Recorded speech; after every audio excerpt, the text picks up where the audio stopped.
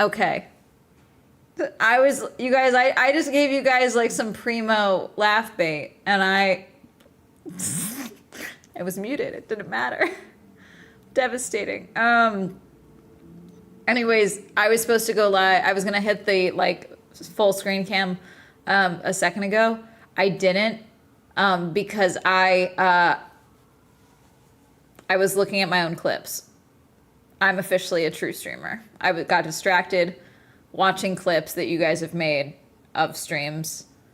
And you know what? I'm funny. The one of me getting jump scared in Exit 8 was actually really, really funny. I rewatched that one a good 3 times. Here, do you guys want to see? Did you guys see this? I also liked the 28 minutes of Nevermind. Because Sparkly got 13 views on that one, and that was me clicking the 28 minutes of just despicable information or whatever. And then instead it was like, number 1, roller coaster decapitation. Never mind. It is funny. It was funny. I laughed. So I'm W Sega shirt. Thank you. This is gifted. This was the Sonic, the Sega hidden collab. So it kind of looks like a race shirt. They sent me a couple of things. This was after Vegas should have arrived before I went to Vegas, but it arrived after. So yeah, this was a gifted Sega collab from a while ago. Let's see. I just want to judge choices. We have an incredible,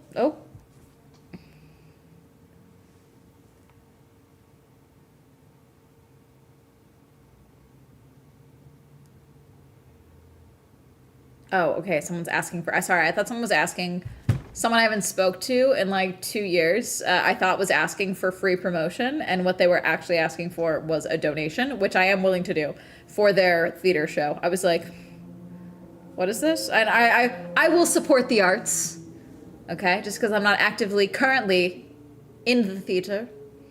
My obsession. Oh, that was a good one.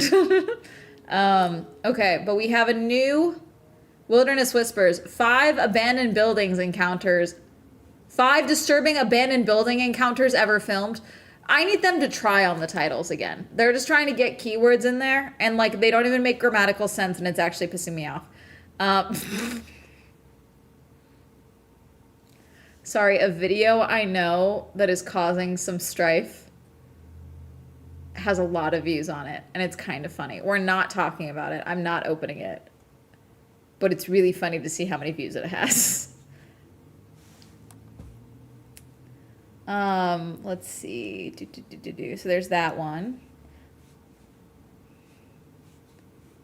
Is that one? And then is there any else that I wanted to look? There was a couple that I thought I bookmarked, but I don't know if they're like YouTube or stream appropriate, you know? No, it was just a text message. She has my phone number because we've done scenes together. So that's what it was like. Hey, if you can give anything, and I thought she was asking for like Instagram promo or something. Which like, if she had just like done it, like I probably would have reshared it anyway. It's a different thing, you know. Let's see. Was there anything else? That's a watch later. The Fear Factory. When someone suddenly appears right behind you while camping. Disturbing encounters. Oh, this will be good. Okay, we'll add that to watch later. Here, we'll add this to the add to queue.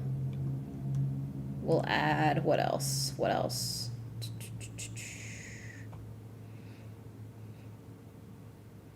God, that fucking dude made another camper for an abandoned railroad. I'm not watching it. It's gonna stress me out.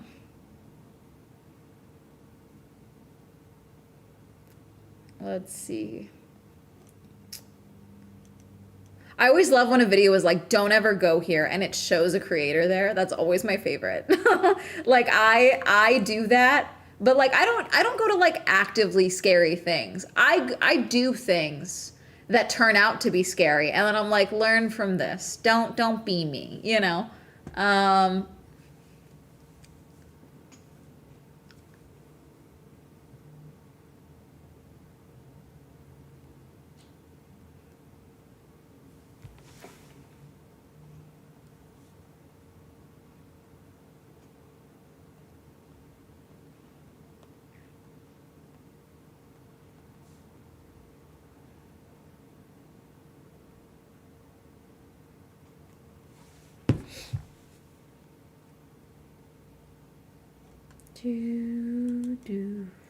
Let's see, any other? Okay, we'll start with those two. We'll start with those and see where we go from there. Not the guy who was cooking with his bare hands on a fiery death trap, possibly carcinogenic, when burning the fire mill thing. Yeah, he did another one with a micro camper. Also, my hair, again, my hair has been agitating me because I did that mask and my hair still feels like, gummy is not the word, because it's like, it is clean, but it like, you know when you put too much like hair oil in and it's like, it's clean, but it's not?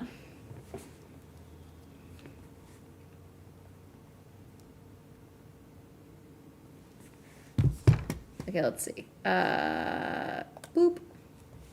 Big screen, let's move you. Can I move you? Perfect. Let's go to you first. Okay, we go here. We go here. Let's judge choices. The reason I want to do the Wilderness Whispers one is the title is dumb. 5 disturbing abandoned buildings encounters ever filmed. Why are we calling me? Leave me alone, spam. But also the thumbnail, which you can't see because the video started already. It's someone pointing a gun at someone else in an abandoned building. So I wish I could block it out, but the issue is it just seared into my brain. Didn't he also get way too close to a moose? Did he? I don't think he did it while we were streaming. You can do that in a thumbnail? Evidently. It almost looks, the POV almost looks like a video game, so maybe it's not getting clicked up. But also, this only has 9K views, so we'll see. Deep Ocean Cop is someone who doesn't post on YouTube. Sorry. Deep Ocean Cop. Is he a Coast Guard, I'm assuming? Or does he just choose to be, is he actively choosing to be a cop? Or is he a cop who happens to have a boat? Like, I'm so, like, where's the Deep Ocean Cop? Because Deep Ocean Cop, I'm assuming Navy. I'm assuming Coast Guard, you know. But is he just a cop? Because that's a regular cop uniform, no? Is that even a real uniform? Is that just a random what, is he just in water? Also, why are you going into abandoned buildings if you're a cop? What are you doing? I'm so sorry. Are you putting videos of you breaking and entering? Obviously, we'll get to the meat of this. We're going to watch. But, like, I'm serious. Everyday cop patrols our country's underwater regions. This is a fake description. Watch this all be AI. Like, this is what AI is like. This is a great idea. But 11 years ago, so that's an old video. This is pre-AI. A friend and I went to this location a few days ago. I had lost all my pictures of this building after losing my memory card. I wanted to retake all my previous pictures while taking videos for friends. After a few people told me that I should upload my videos, I decided to post one, the most creepy one in my opinion. Bullet casings everywhere, walls torn down, lights hanging down, and all the broken windows made for some great shots. Bro, you're a cop. Are you a cop? What if he's not a cop? What if he's just making this up?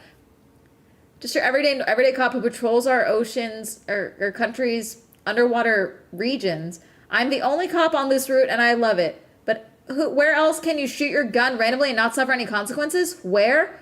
What? You're fucking, I can't even, I was gonna click it like we're not watching a video. That's absurd. That might be, wow. Are we witnessing crimes? Also, okay, it's not your service weapon then. You can't just discharge that shit. So you're a fake cop. You're definitely not a cop. You're 100% not a cop. I almost asked you to click it before I was like, oh, this is a video. Okay, yeah, we're both doing it. Okay, good. I mean, we're about to watch him do something dumb thing. Yes, the submarine police. My grandfather warned me about those. Hide your Ocean Gate projects, guys. I didn't know mermaids had cops. I guess they do. Regularly, but rather uploads whenever he has something interesting. Bring me the crazy of the crazy for me. What?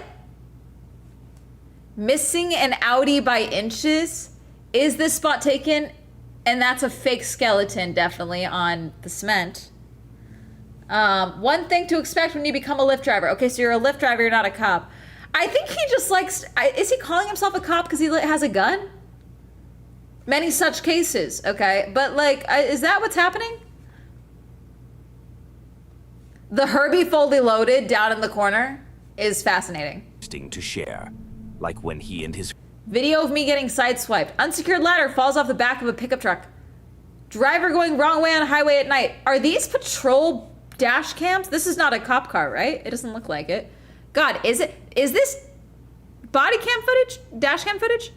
Cross tour CR90 900 front and rear camera test review. Okay, no, he's just doing review videos of dash cams.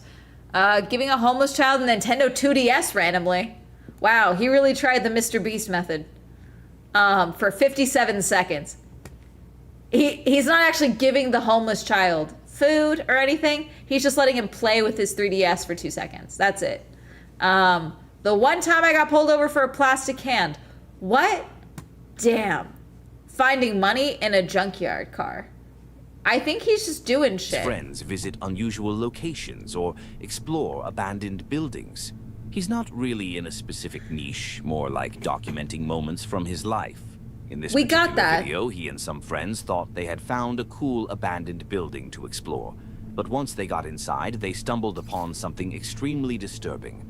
Like, very disturbing. At first, while entering the building, they noticed... Extremely disturbing is more disturbing than like very disturbing. If we're gonna use hyperbole, if you're gonna use metaphor, simile, anything, adjectives, verbs, whatever the fuck, do it right if you're gonna use AI. Don't piss me off. Can't be illiterate and use grammatical errors and also still use the AI. You get one. Wilderness. I'm dead serious. Fix this. This is irritating. What looked like yellow tape here and there, but they didn't really realize what it was. Tell us how disturbing whispers. However, what they saw once... It looked like yellow tape everywhere, but they kept going. Okay, so he's 100% not a fucking cop. Which is worse, because why are you playing a cop on YouTube? That's worse, I feel. That's more embarrassing. It's embarrassing to be a cop. It's more embarrassing to pretend to be a cop on YouTube. They got inside is something that will definitely leave you unsettled. Are you guys definitely ready to be unsettled? Are you definitely ready? The footage you're about to see contains blood, so consider... Okay.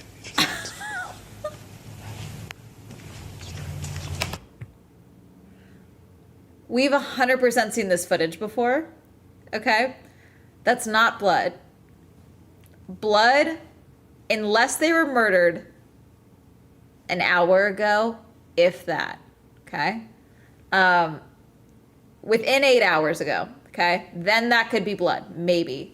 But the splatter, there's no congealing, that's a lot of blood. It would have done some other things, okay? That's not... The steps, it doesn't smear like that. This is not blood. It's probably corn syrup and food coloring, and kids were fucking around. Also, if you're a cop, you would look at that and be like, is that blood? And you would be like, no, what the fuck? Because no, it would have oxidized by now. And at least these footsteps, there would be a discoloration. That puddle, that pool of blood, maybe, okay? Maybe it would be that same color. But these steps leading away, that's a thinner track of blood, a trail of blood. It would have oxidized way faster, okay? Because it's a thinner congelation of blood. That's not the right word, but you get my point, okay? Like, there's no variation in the blood. I will say this obviously looks a little darker, a little more oxidized. But like this just doesn't make sense. Because that's a splatter, that's a splatter. There's no blood on the walls. See, this coloration looks more right. I'll give you that. This looks more correct because it's definitely oxidized. If these are bloody footprints and we're led to believe that. That looks like the bits of a handprint. Again, these, unless these are your footprints, but they're not. These are like boots. These are sneakers. And they look way bigger than this person. Side note, love the bracelets. That's hilarious. Also, blood like this, there's none on the walls. Like, this discoloration looks more right. This looks better. It still looks like mud, but like this does look more accurate, you know? Someone else would say, is that blood? And you'd say no. Yeah. Yeah, we've seen this footage, and I do not remember the source being Deep Sea Cop. Yeah. Like, these patches... Yeah, see, there's too much happening here. This looks like a bunch of kids fucking around trying to make it look crazy, and then, like, kids came in afterwards. Like, this is like kids that played a prank on their friends, and then they all, like, fucked it up further. Okay, there's blood here. Is there blood on that door? Blood here. Again, it's probably not blood, but, like, the variety is what... This is just... The first thing you notice is obvious. This looks like a crime scene. Like, this is so much blood, you'd at least have a body somewhere in here. Like, a body is in one of these rooms. If not in this hallway. If not shoved out this hole of a window, you know? Like, this is, so, like, if this was real, this is enough blood, someone's not far, you know? Like, there's a drag path of someone dragging themselves away down to a room or something, you know? But none of them actually knew what had happened there. It was clear, though, that it didn't involve just one person, but many. They walked through the hallway, and at one point, they discovered what might have actually happened there.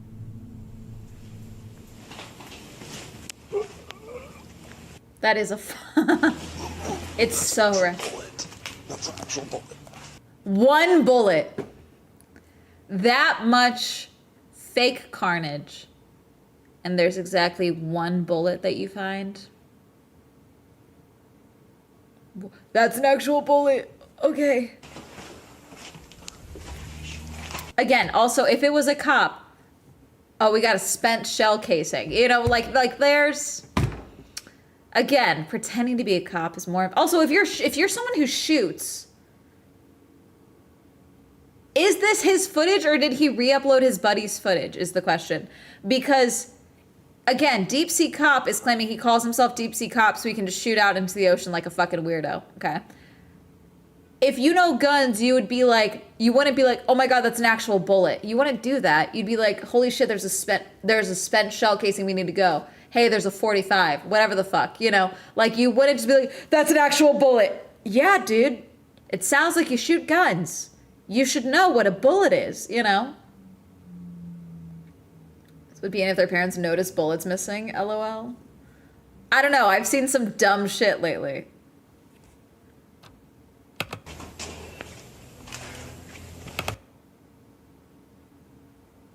See the bullet on the ground over there?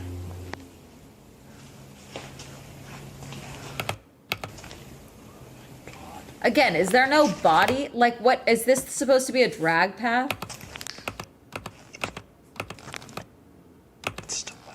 Yeah, so it would have happened hours ago, which means there's someone injured. Hey, call, again, hi. I expect you all to be smarter, so I would hope you don't do this, okay? If you ever see this and you're like, it's still wet, you need to treat it as if you are in danger. Whoever did that is either injured or nearby. You need to immediately leave and call someone, okay? But you need to act, if it's wet, you need to assume, but actually, wait, no, because they said there was yellow tape everywhere. So this scene probably was processed. Either way, you're trespassing, they're gonna get you for contaminating a crime scene. Like, just fucking leave. Just fucking leave. Don't be dumb. Don't be dumb. Again, if it's like a spent bullet, it would be a bullet casing, probably, is what you would actually find. The actual bullet itself would not be like it would be like probably either like the bits of a bullet. You can easily tell if a bullet's been fired, okay, for the most part. Usually it's not just going to be like sat on the ground, okay?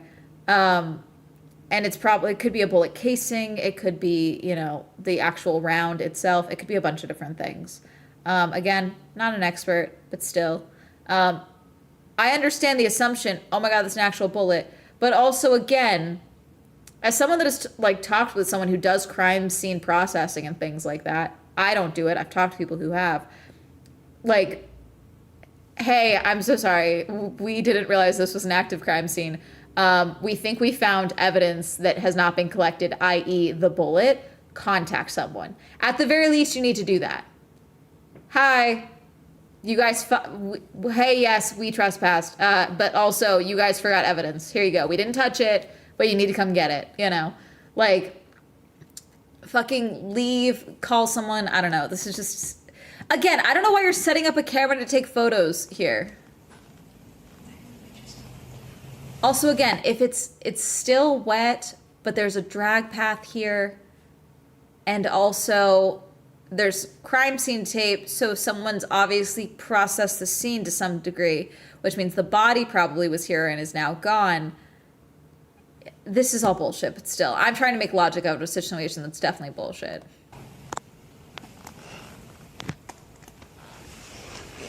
Yeah, sure, let's walk throughout the blood. Looks like there's some red slime down there. Red slime. That looks like Copper. We can hear the uploader start running and saying that he actually saw a bullet on the ground, but what he proceeds to do next... Yeah, we got crime scene. You guys are dumb, if this is real. Really blood or not? Yes, I would sniff it, lol. It depends. My understanding. Next is something I would never, ever... Would that much blood have... Let me sacrifice my search history. Would blood at a crime scene... Because I would assume decay would leave smells. Crime scene... Smell? Here we go. Can you smell a pool of blood from a different room? Let's see. Well, this is awkward. I can't find a way to nicely ask this, so here we go. If someone bleeds out in, say, the kitchen and was laying there in their own blood for less than an hour, would you smell it 2 rooms over? I have a character who wakes up and walks into the kitchen to find her aunt had her throat slashed a few minutes before, and I'm trying to figure out if she'd get any warning from her other senses before she waltzed into the crime scene. Someone said yes. I was 21 years old, working for a seedy motel on the side of an interstate in California. A month earlier, my father had died suddenly, and it was my first night solo shift again since his passing and my return from grieving him. We had a woman who had stayed with us regularly and would only leave for 7 days. Each 30 she would stay, due to rules for living in the hotel. She would just go to another hotel for a week and then come back for another 29 days. She was elderly, probably in her 70s, always alone, and had no family, from what she could tell me during her early morning coffee runs. She drank a lot for her age. We always worried about her. The night I was sitting at the desk when her room called me, she was asking me a question when the phone dropped and went dead on her line. I tried to call back 5 times without a response, and the phone was off the receiver each time. I called the neighboring room, and they had heard a small sound like someone dropped their phone on the floor, but nothing else suspicious. I called my manager and got approval to enter into the room under an emergency basis. When I approached her room to knock, I could smell a sickly, sweet, metallic smell in the air. It was slightly sweet, but tinged with metal. I opened the door and found her alive, but barely breathing in the base of her AC unit, breathing at the base of her AC unit in a pool of blood. She had drank too much and she had taken a ton of pills. They were scattered around the room around her, some soaking up the blood on the floor. It smelled like a huge waft of metal, warmth, and a slight sweet tinge in the air. I called 911 and inspected her skull like they told me to. The base of her skull was not attached to her head anymore from the fall, and she was bleeding out from it. I sat there for 30 minutes holding her head against her skull with my hands and a towel. It felt so cold while I was holding her. She was cold but alive. I held her hand over her chest to compress against my hand holding her head. She bled all over me, and they said if I hadn't held her head together, she likely would have bled out before they could get there. Even after I left the room covered in her blood, I could smell it. It was everywhere. Okay. Someone said back in 2017, I lived in San Jose with my uncle and his roommate. Skipping ahead.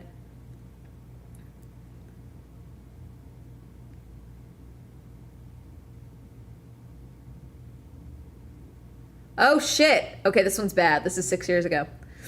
On July 4th, 2017, I was at a barbecue around the corner from the house, and one of the members of the family whose house I was at said there was an ambulance at my house. My Uncle Jeff had just been in the hospital the previous weekend, so I assumed it was for him. I ran home to the cul-de-sac, and Uncle Jeff came out from the garage, looked at me, and said, "You fucking dumbass." I was confused as to what I had done, and when I asked, he said, "Your room is right next to Rich's. He died a few days ago. You couldn't smell that?" He had evacuated his bowels and bled significantly due to hemorrhaging. His room was right next to mine. He had been in there for days. I smelled nothing until his door was opened. I'm not sure if that helps since your dead character is in a more open space, but just offering my experience. There's also another example. This one's one that you can look up as well. What's her name? The woman who killed her boyfriend. She's in jail for it right now. God, hold on. What's her name? It's going to drive me insane. Hold on. Jodi Arias. Okay, Jodi Arias, convicted, murdered her boyfriend, okay? In his home, he had roommates, okay? No one realized he was missing because he was supposed to go on a trip. His roommates didn't realize that he was dead in his room, in the bathroom. And they had been living in the home with him for, I believe, 2 days. And when they finally realized that, because they were like, no, he's supposed to be with you guys in like Costa Rica. It's like, no, the trip's like tomorrow. He hasn't left. We haven't left yet. We haven't heard from him. And they broke into his room and they found him. So I think it depends. It may kind of be like arsenic. So arsenic can smell like bitter almonds, but not everyone has the gene that can smell that. So I think it would depend. It might be like that. I don't know if any research has been done on that, but like decay is one thing. Blood is something else. Or the woman in the office building. Yeah. Like the woman who passed away at her desk, I believe from a heart attack, and her, like no one realized for like 2 days. I heard about this family was in like a duplex, and so there is another person, a mother and daughter, living on the other side, and the daughter had mental health issues, and it wasn't until the daughter punched a hole through the wall that they found out the mom had been dead for months. Oh. Then Wilderness Whispers. Yeah. Sarah Boone. Yeah, no, Jodi Arias. I think it depends, you know?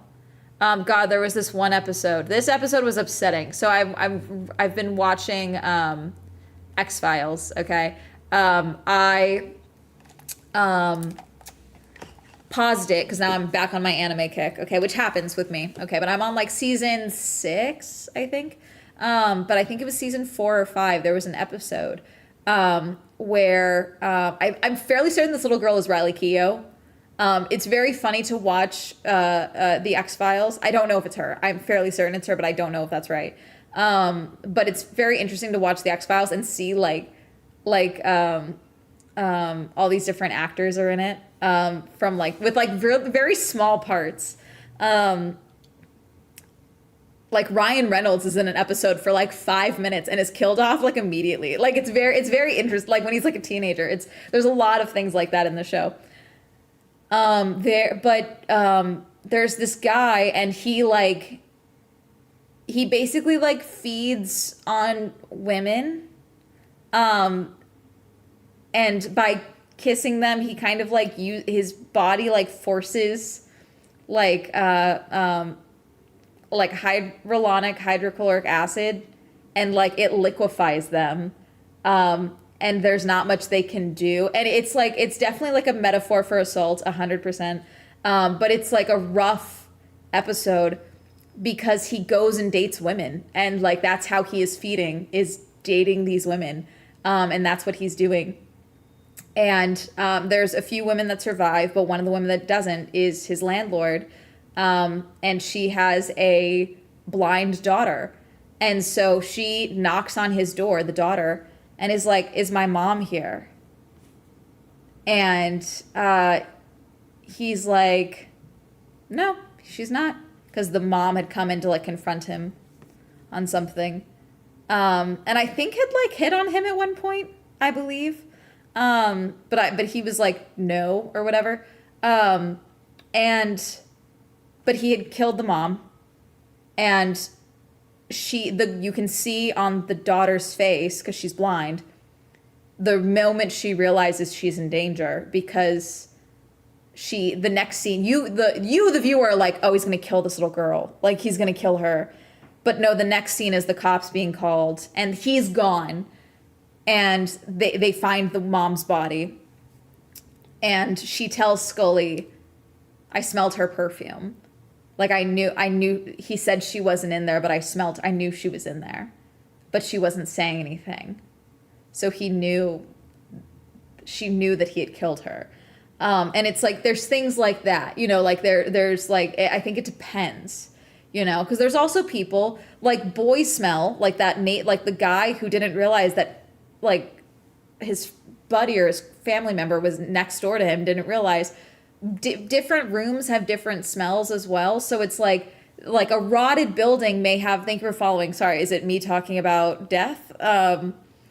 You know, I think it's one of those, I think it depends. Like, I think if you work in a hospital, you probably know the smell, but you're probably like used to it. It's also kind of like, I'm assuming in those instances, it's probably like cat litter. Like if you have an animal, you get used to it. Like when you're like certain smells you'll smell, but like if you're living around animals, there are things that like you just maybe don't realize until someone comes into your space and you're like, did you not clean the cat litter? Like you just don't realize it because you've gotten used to it slowly. It's like the frog in the hot water, boiling water thing. Okay. Same thing goes with smells. So I'm curious if like someone would be like, why am I smelling hospital smells in my apartment? Or if they don't even realize it because they're so desensitized to it, you know? Or again, something like a rotting building, you may not smell something like that. You know what I'm saying? That's also a thing.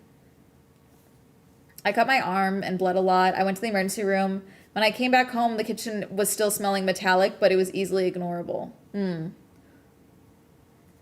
Yeah, but see, you also had the thought of, oh God, I gotta clean up the blood that went all over the place, you know? But I held my SD as he passed, and my service dog as he passed, and didn't release him until the vet staff came and said it was time for him to go. It was so quickly, from my smell, it's distinctive.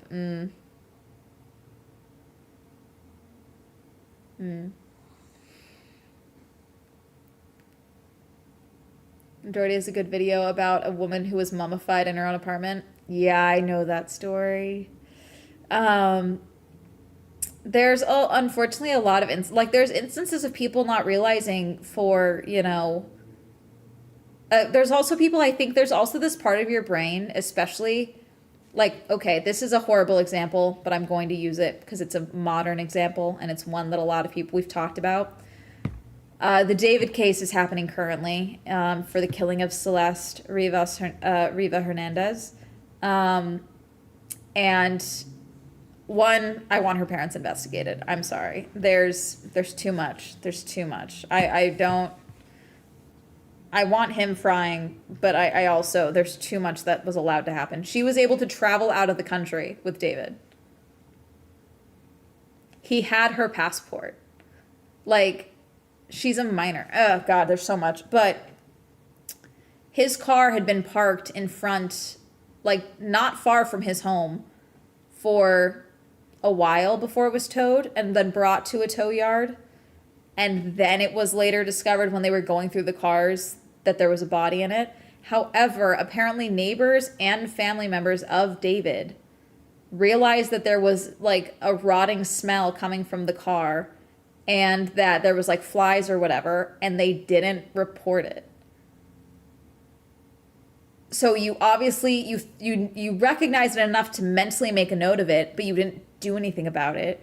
So I don't know if that's the delusion of, you know, oh no, like that's David, he wouldn't do that, you know? Or if it's like, I don't want to deal with this.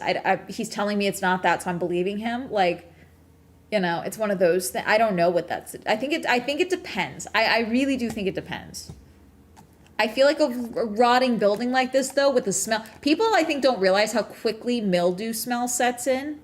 you know? Like, this blood is potentially fresh, but a rotting building that's been abandoned, mildew can spread and grow so quickly, you know?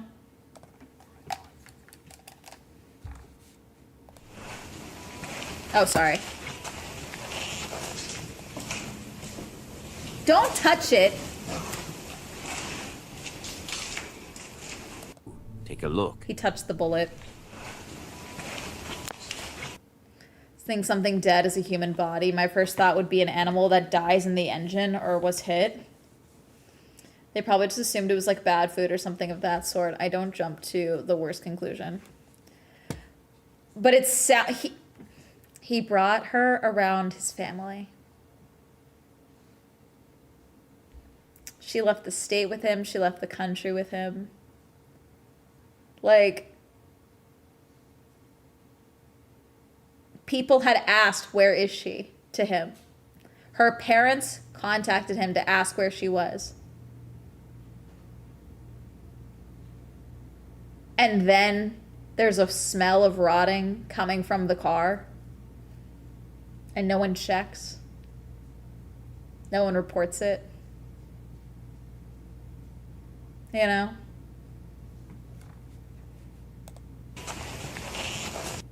Okay, yeah, it's a bullet. Looks like it's been fired. Yeah, we've got scraping here.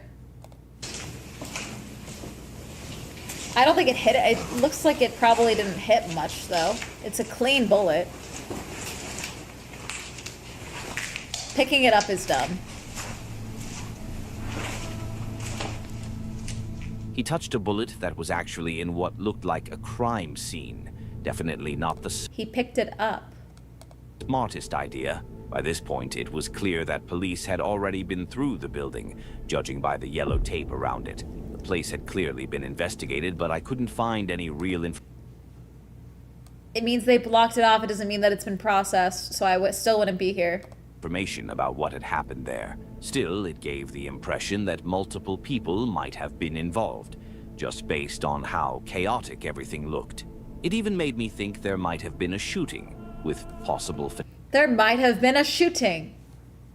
As we show the bullet that's on the ground and a fuckload of blood. Let's be serious. fatalities, but nothing was confirmed. And if police had already secured the area, it raises the question of how access like that was still possible, especially in a place that could potentially contain hazardous biological material. Yeah. Touching a bullet that may have been part of a crime scene is especially risky and shouldn't be done at all, since it could be contaminated and is part of potential evidence. That's exactly why exploring locations like this is never a good idea. It would have been even worse if something like that had happened and the investigation was still ongoing, with people unknowingly disturbing evidence. Unfortunately, there was never any update on what actually happened there. Esme from the channel Obsolete Voids is a creator who loves exploring abandoned buildings, with more than 500 videos from different locations. Her videos are focused on showcasing the history of these places rather than anything paranormal or similar themes. In this particular video, she planned to explore a building that ended up exceeding her expectations because it was actually massive, the Jackson's Metro Center Mall. In the 1980s and early 1990s, it was one of the largest and busiest malls in Mississippi. However, by the late 1990s, its popularity started to decline until it eventually closed to the public and was abandoned in 2018. Okay. Esme and her friends were very excited to explore it, but they unfortunately stumbled upon something really unsettling. Still, it's also a good example of being in the right place at the right time. Everyone, we are back again in another abandoned mall. This one is one of the biggest abandoned malls I think I've ever explored, which is insane because I really thought Chesterfield in Missouri was one of the biggest malls. This one might have that one beat. Let's get right on into this video, guys. Guys, I just found an old cell phone store. Look, these are all the displays that the cell phones would be on. It really is crazy. It really is. The alarm would go off if you... It really is crazy because there are definitely times I've seen like locations where they truly do just like take the important shit and abandon everything else. But like, it really is crazy how many stores just left shit. I've done it a little too hard. Oh, AT&T. Wow, look at that. iPhone 4S. That's crazy. This was my first iPhone ever. I had that phone for so long. That was the best phone right there. Check the food court out? Let's start strong, come on. Yes, let's start off strong. The place still had old phone displays from back then, and it was so outdated that the last phone photo on display was even an iPhone 4. That's not a phone photo on display, that's a pamphlet. The old-style Taco Bell design, which really gave Esme a feeling of being thrown back in time. They continued exploring the building for a couple of hours, and as they were almost ready to leave, they heard something that would soon turn into a very unsettling scene. Uh-oh. It was scared. It wasn't like trying to bite. Guys, Josh just said that there is a dog in there. Bro, it's a real dog, though. Like, not a stuffed animal dog. It scared me so bad, my heart hurt for a second. Because at first, I didn't see it, and then I shined the light at it. Okay.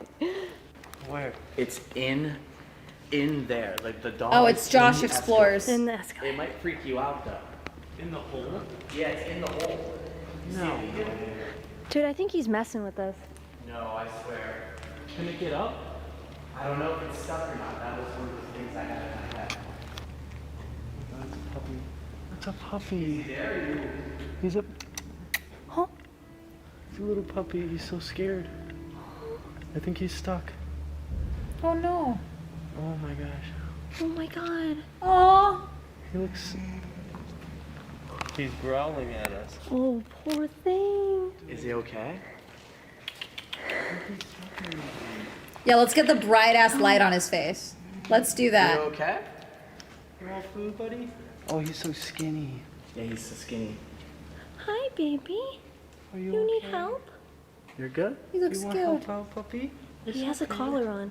Oh, he does? I think so. You okay? You think he fell in there? That's what I'm wondering. I don't know if he's hurt or not. He might be too weak that he can't jump out. It turned out to be a dog, so skinny it looked like it had been there for quite a while.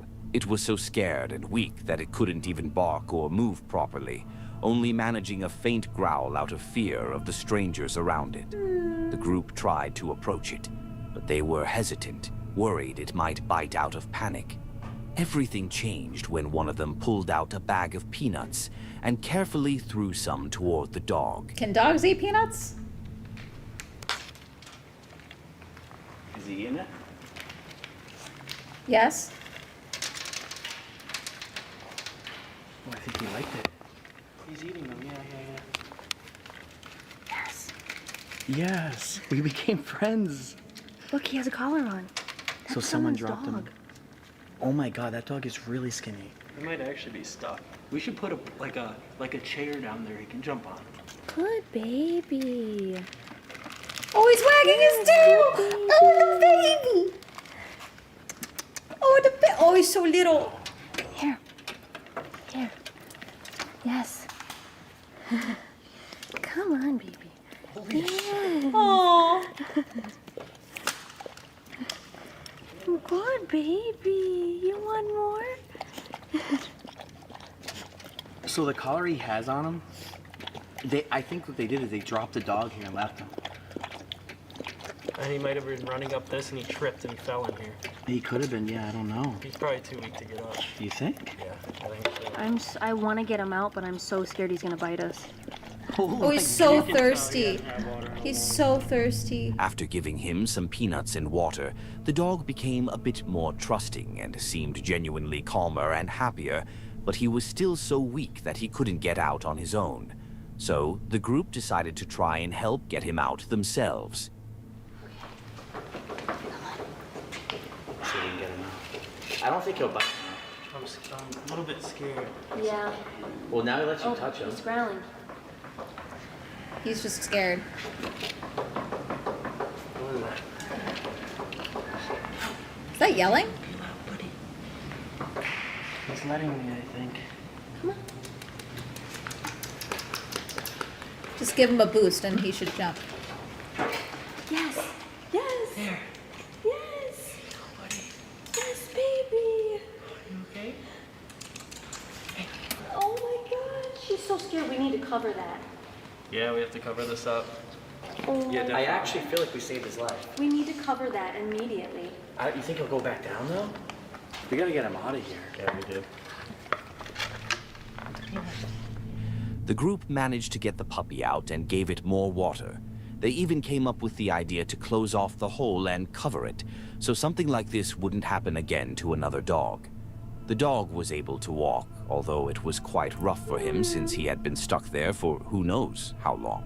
They eventually left the building, taking the puppy with them, and bought some food to help it regain its strength.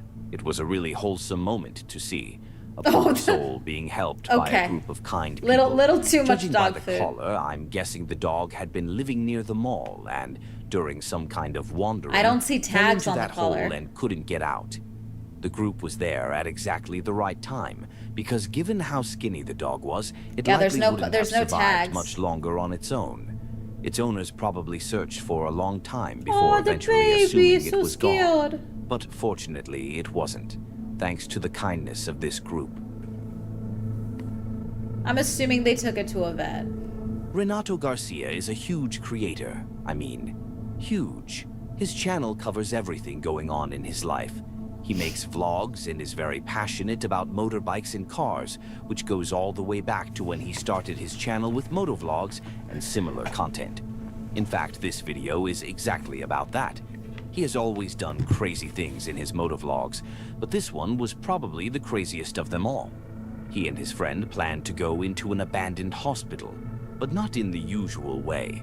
Instead, they actually intended to enter it with their motorcycles and ride inside the building.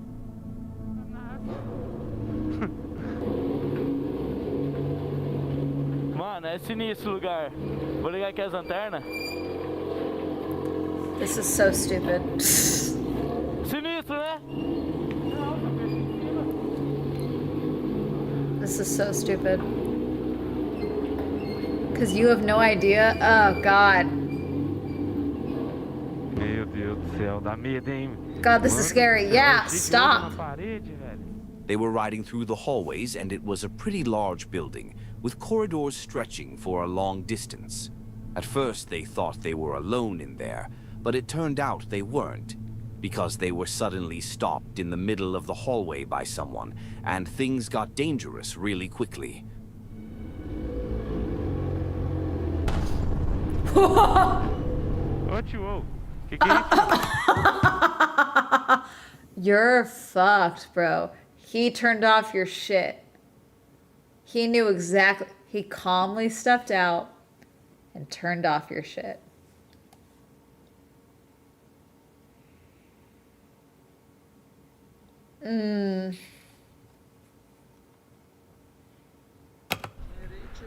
Ixi, não tem dinheiro não.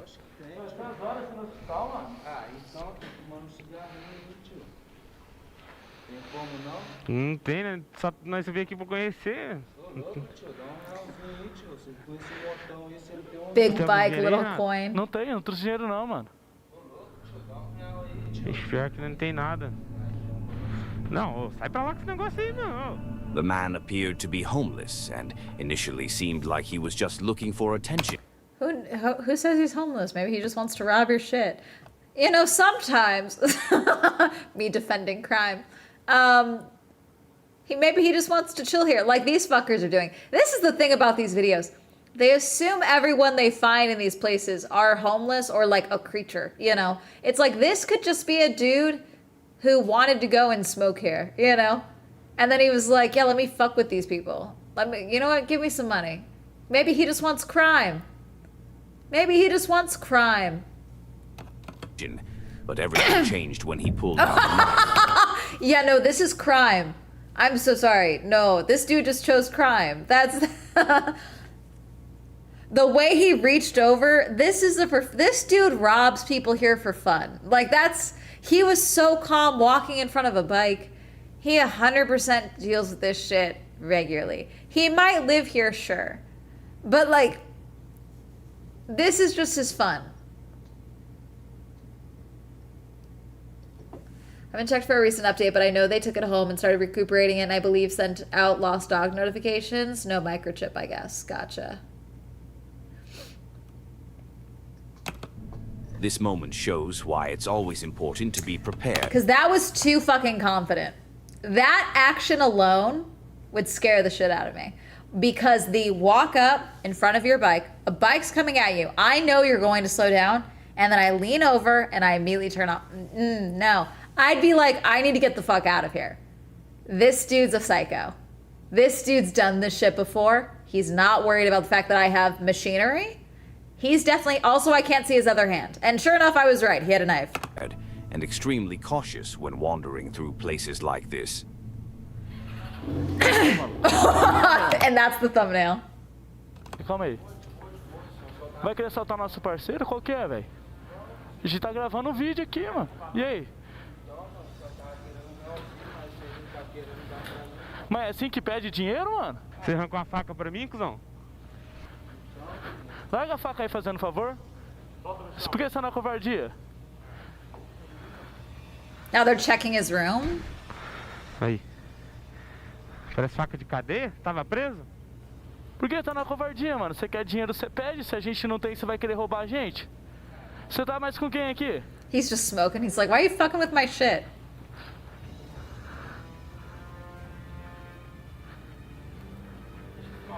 Vai querer ligar pra polícia? Não, deixa ele que se foda. Caralho, você me deu um susto, viado. Don't tell him that. Pode continuar sua caminhada, mano. Pode continuar. The Nirvana shirt. Caralho, velho, levei um susto, mano. O cara brota do nada, mano. E essa faca aí que nós vai fazer? Yeah, there's no... Fora, mano. It's a big fucking knife. It's not a prison knife. Caralho, velho. Vai andando, tio. Caralho, mano, tô tremendo, velho. Don't tell people you're scared. Lie. You have a gun.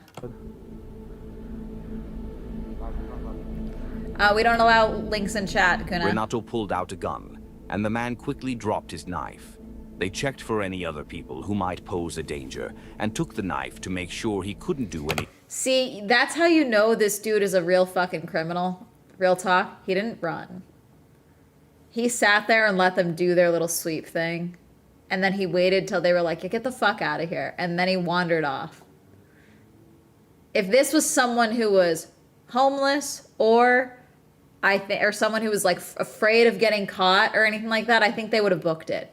A kid who's doing this for the first time, there's too much calmness from him. Anything unpredictable. They signaled for him to leave slowly, and that's exactly what he did. Once he was at a safe distance, they left the hospital as quickly as possible. Renato later mentioned in the description that what he had wasn't a real firearm, but an airsoft one. Still, it did the job in the moment because the man with the knife didn't know that. It likely helped prevent the situation from escalating further, since if he had realized it wasn't real, he might have continued the confrontation. It was good that the bikers knew how to handle the situation and get out safely. They did not know how to handle the situation. They happened to have a gun. Like let's not confuse equipment with experience. Cause that dude, even with the gun, he was like, whoa, let's calm down. Cause he realized you don't bring a knife to a gunfight. As soon as you realize the other dude has a gun, he's like, whoa, let's talk about this. But he had no problem pulling that knife out, you know? He had no problem parking it there and smoking his cigarette while they searched the room he'd been in. You know, that's a little too much confidence for me. I don't like it. It's a little too cavalier about your thwarted robbery attempt, you know? He approached two dudes on motorbikes, no fucking problem. Like, that's crazy. But it also showed a lot of people why places like this can be extremely dangerous to explore. Oblivion is a live streamer who streams himself playing different games, going on dates, and similar lifestyle content. His live streams usually last a few hours, and he takes his camera everywhere he goes. That's exactly what he did in this one, when he and his friends decided to stream from an abandoned prison. At first, it sounded cool and like a great idea for a live stream. Was it a good idea for The Walking Dead? But what was about to happen was something they hadn't expected at all. Come on. Extra light? Yeah, you have extra light, Lil? Yeah, well, I have one light. Go ahead. Go first. That's rebar that you guys aren't even trying to avoid. The rust. You're in a t-shirt and a bedazzled hat. Diva.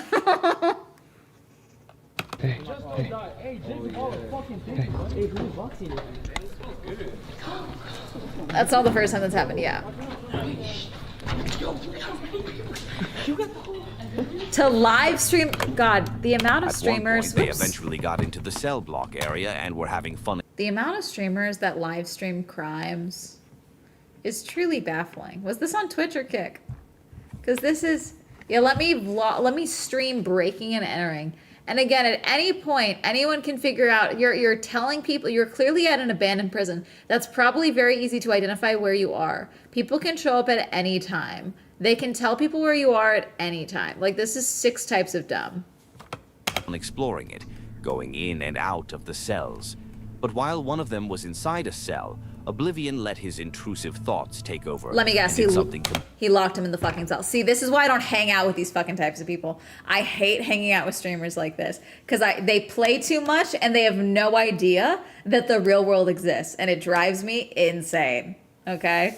Because I'll bet you $5 he's about to close the cell and lock his friend in there. Completely impulsive that he hadn't really thought through, and it ended up being pretty crazy. She closes? What was the last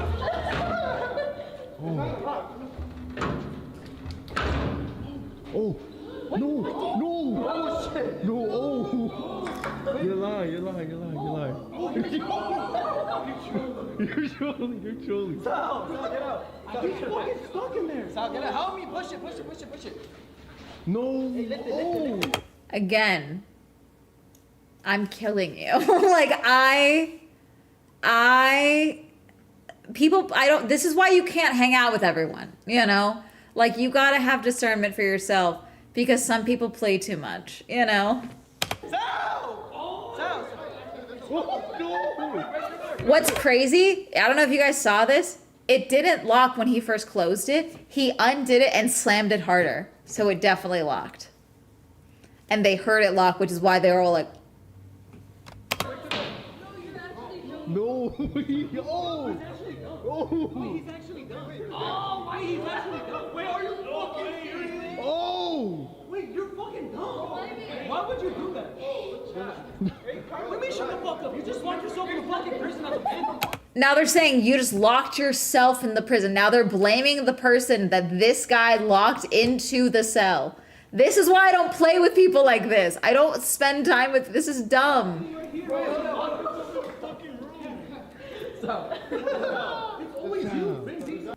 Now you have to call the fire department.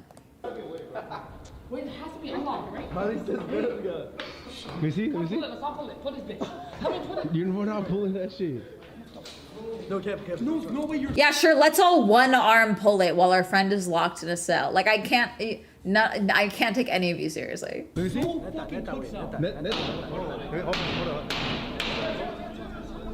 Was he kicking it? He was stuck. The only way they could get him out was with a key, and finding a key in an abandoned prison You're not gonna find a key. They definitely took it. You have to call the fire department. just didn't seem likely.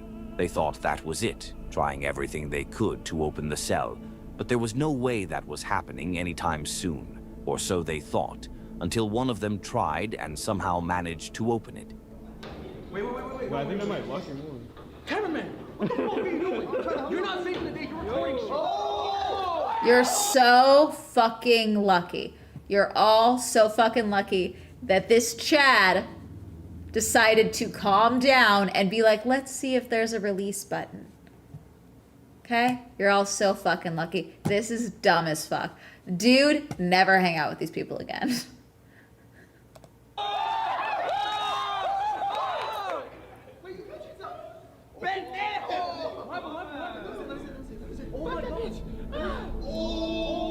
Was he bleeding? Now they were able to get him out, but in some cases, that can never happen.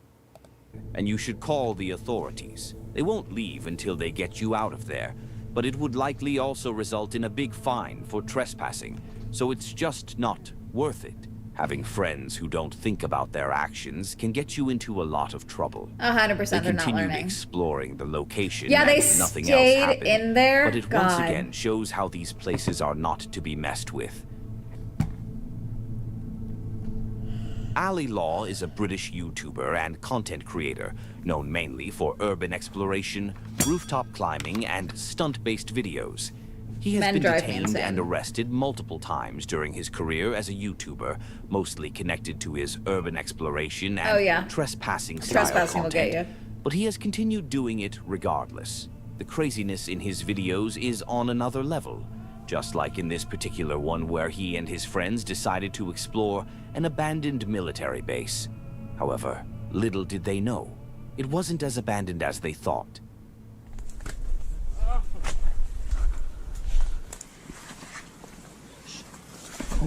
Yeah. You good? You good? Sure, let's go under the barbed wire. We're brilliant. We're making such great decisions for ourselves. It's a bunker, yeah. It's a Gonna go in? bunker. It's a bunker, yeah.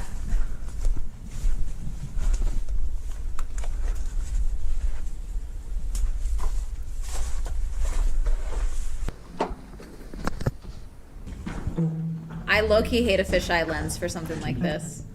They sneaked around the area, not sure if anyone was still there, but they were playing Area it 52. safe. Not long after, they stopped in the middle of the road because they thought they saw some dogs in front of them. Dogs? Yeah, there was a dog.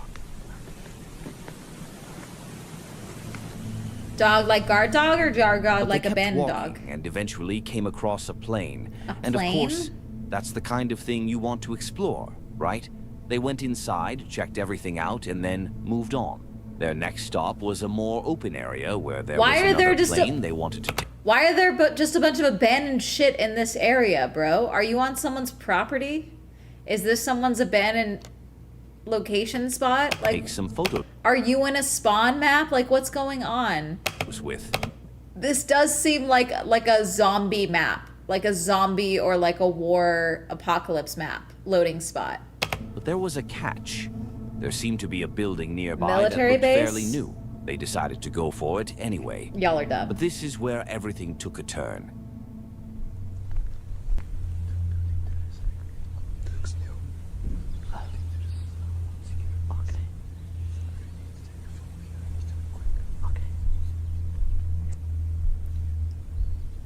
Yeah, it's another plane, right?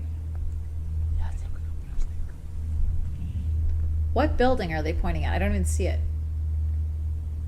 Why did you freeze like that? We heard a siren in the distance. Yeah, because you probably tripped a barrier light or something. Just because it's abandoned doesn't mean that it's not still being monitored for shit like this.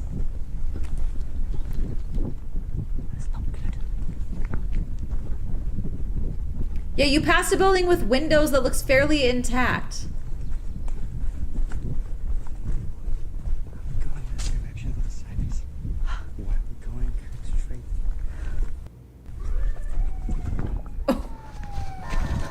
Yeah, why would you stay on the path? Why would you stay on the path?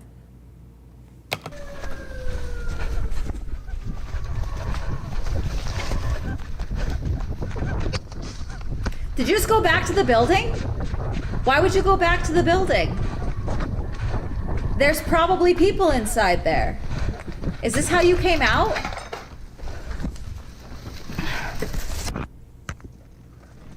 Yeah, sure, this is really great short. This is clearly really great shorts activity. If you guys don't know, this is what shorts are for. That's not good. That's not good. No shit. Oh, I hear yelling.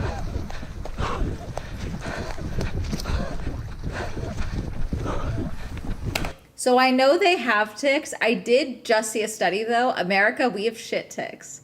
We have like really, really, really bad ticks. Their ticks are not apparently as big or as toxic as ours can get, is what I've saw.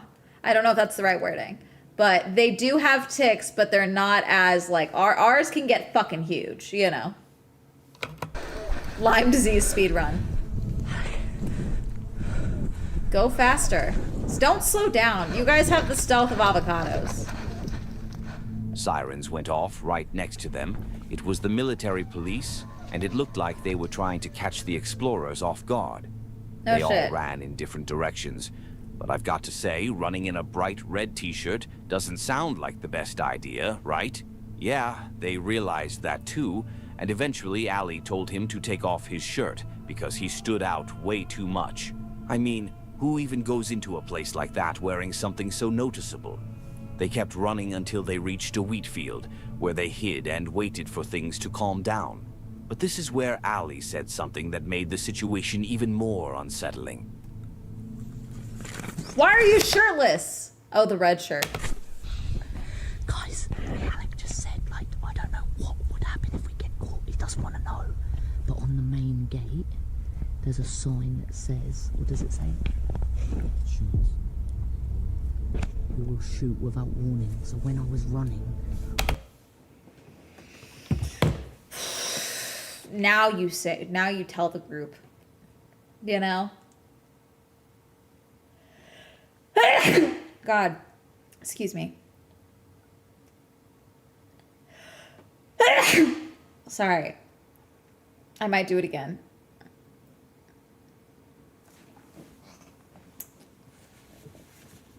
Oh, God. And they went in anyway.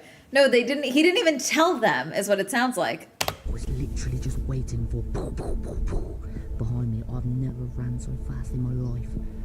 I just sprint. Put your head down. Straight full speed. Stay to my legs. Yeah, this is not shorts activity. I don't know why you're in shorts. Never ran so fast in my life. No one wears proper A gear. sign that read, "Shoot without warning." And his friend thought, why not wear that bright red t-shirt Bad friends today? in remote I mean, places. Why not look exactly like a target? Jokes aside, that's actually terrifying. I personally think the sign has been there since the base was still in use in the past, but who really knows? But the point is that the one guy that could read the language didn't tell them. I Or he took a photo and then scanned it later. definitely wouldn't take that risk.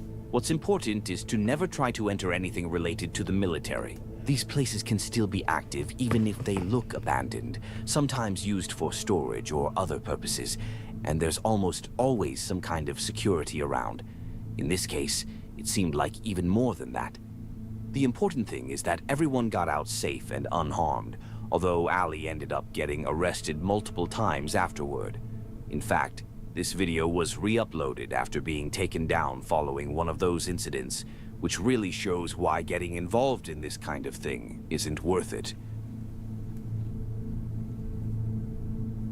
That's it for today. Okay. Thank you so much for I'm watching. not done, but I if do you need the enjoyed bathroom, these so we're gonna kinds do a of quick little videos, don't intermission, forget to hit and I will that be like back. button and subscribe for more.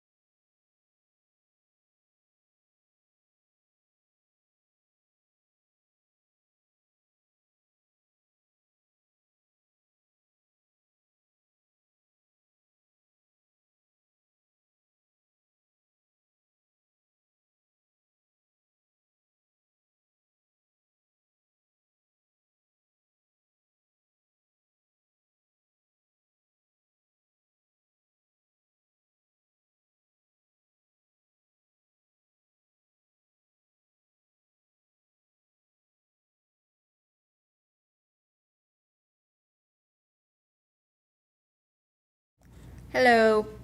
Okay. Goblin Boy is here also. He followed me up because I grabbed a handful of crackers.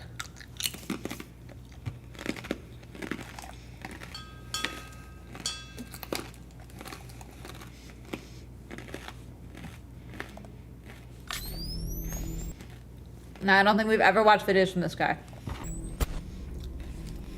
This footage comes from the YouTube channel The Flex Tapes, uploaded on February 13th. Since when do we have quotes? I gotta shake my ass for a pre-built then? Did I say that? I probably did. And then I didn't. I proceeded to not shake my ass.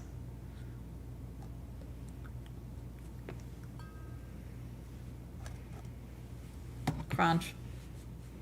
2023. The channel typically focuses on wild camping and hiking, often exploring remote and abandoned locations. But in this case, what starts as a familiar overnight trip takes a terrifying turn he wasn't prepared for. On that day, the creator Flex decided to head out alone to an old abandoned farmhouse not too far from where he lived. In that area, there were a few distant buildings, but overall, the farmhouse stood alone, surrounded by empty land. By the time he arrived, the light was already fading, and the mood shifted, no longer casual exploration, but... Yeah, I don't think a lot's changed, to be quite honest. Hi, Bubbas.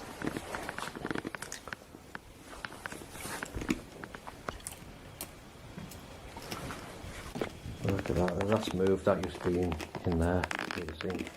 We've got the other half. Here's a fire where last time we were here, we went down at the fire.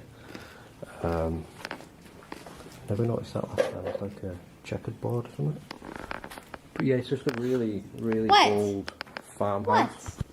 Flex pointed out old objects, a dated newspaper from the 1980s, and small details that hinted at the lives once lived there. The 80s. Eventually, he chose The a bedroom scariest upstairs decade, to no. settle in for the night. The room, compared to the rest of the house, was in slightly better condition, though the mattress on the bed looked old and unusable. He laid out his sleeping bag, set up his... We've seen this one. The guy comes in.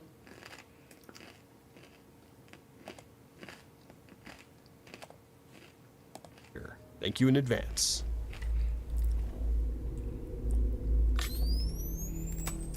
Being watched. This video comes from the YouTube channel Let's Turn It Up World, Okay, uploaded Diva. on June 5th, 2024. The creators Tanya and Dave usually document their RV lifestyle, sharing travel tips and exploring unique overnight camping spots. Most of their trips are relaxed and enjoyable, but this particular night took a truly unsettling turn for the young couple. On that day, they were wrapping up their stay near Lone Pine, California, and preparing for a 4-hour drive toward Nevada. They initially aimed for an abandoned hotel parking lot, hoping to turn it into a comfortable place to spend the night. But when they arrived, the original parking area was closed, forcing them to look for alternatives. They briefly considered a truck stop before deciding to circle back to a spot they had passed earlier. At first glance, it seemed ideal.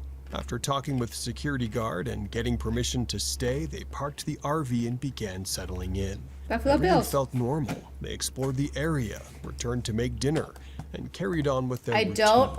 If this is since it's been shut down, that whole area, I don't recommend going here anymore. Even people that I know that live in Vegas, they're like, yeah, we don't go over there anymore. I think Buffalo Bills is fully shut down and the surrounding areas are fully shut down. So it's Vegas. It's just outside the city enough. There's security cameras. No one knows how active they are. But yeah, I don't recommend camping out here. If you go up the road, you will hit Camp World or Outdoor World. Park your camper there. Camp there. They'll be chill with it, you know. But I wouldn't.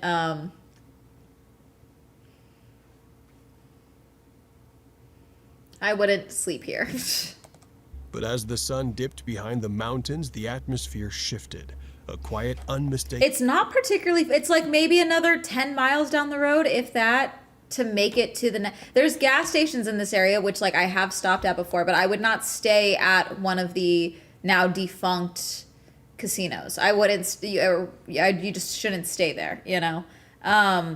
There's a gas station there. There's like a pink donut spot. There's a couple little spots there. Fuel up there and then go park it at Outdoor World. I wouldn't park here.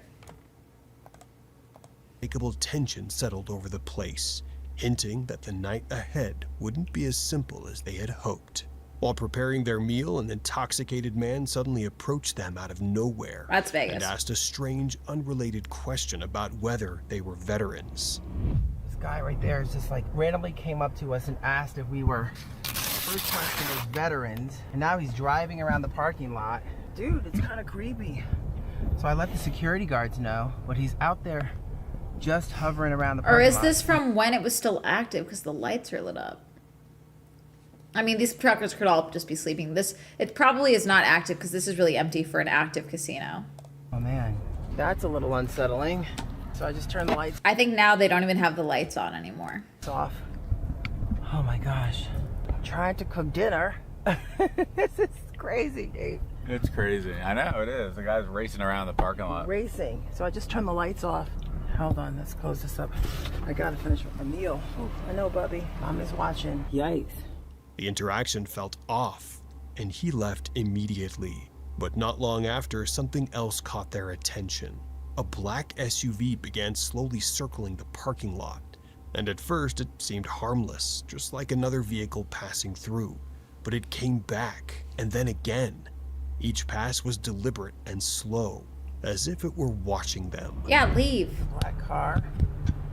Feels a little weird.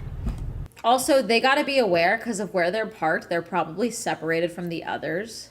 Like, there is safety in parking in an area like this, like up here with the other truckers. Because if you go and park next to the trucker, a trucker's probably asleep in that truck. Like, you should go park over there. Like, you won't get noise. You may get woken up when they leave in the morning. But, like, they're trying to get their hours in so they can get back on the road. So you don't need to park this far out. I know it's like, oh, it's such a big parking lot. Like, we'll make space. But that also separates you as a target, and it almost looks like you're 100% sleeping in your truck. Like, these people could maybe not be sleeping here, but they probably are. Especially because I don't think this is past when it was active. I wouldn't park this far out. Like, there's plenty of street lights. You can park it right here under that street light. You know, you've got blackout curtains. I don't think they're stealth camping because, like, there plenty of people do this. Like, this is not that big of a deal. But you are, I think, like, you're making it clear that you're probably sleeping in your van when you park this far out. As well, just kind of sitting there. Oh gosh.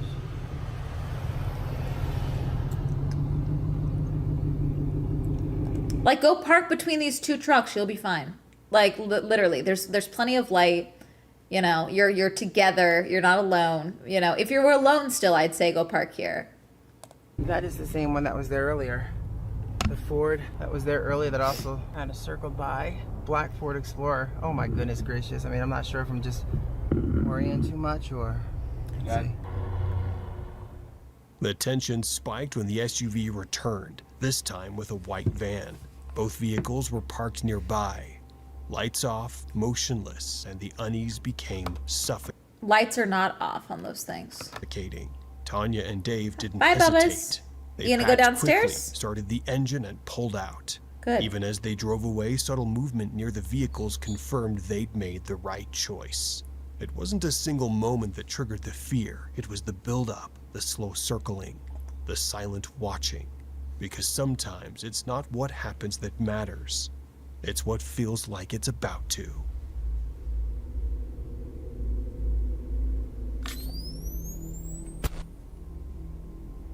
This encounter, uploaded on September 27th, 2021, comes from Joe, who runs the YouTube channel Hunt Your Way. The creator typically shares outdoor experiences from Central Ohio, focusing on hunting and time spent in remote natural areas. Most of the content is calm and routine, but what they're in is not a van. And I know truckers get a lot of bad press, but they are, by and large, incredible people and will defend fellow sleepers. this case, a quiet hunt turned into something far more tense than expected. On that day, Joe was bow hunting on his private property in southeastern Ohio. It was deer season. and he had made the trip specifically for that purpose. The land itself was fairly large and isolated, with wooded areas and a creek running through it. For a while, everything seemed normal. Joe had settled into position and was quietly waiting, focused on the environment around him. But just as things were starting to come together, a sudden gunshot rang out nearby, shattering the quiet.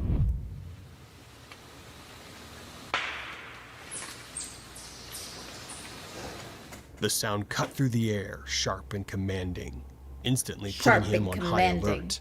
What had been a simple afternoon on the property transformed in an instant into a moment demanding. Is this the guy almost getting shot at? Joe tense. He knew he couldn't ignore it. As the figure approached, Joe decided to confront him, keeping his tone calm and measured.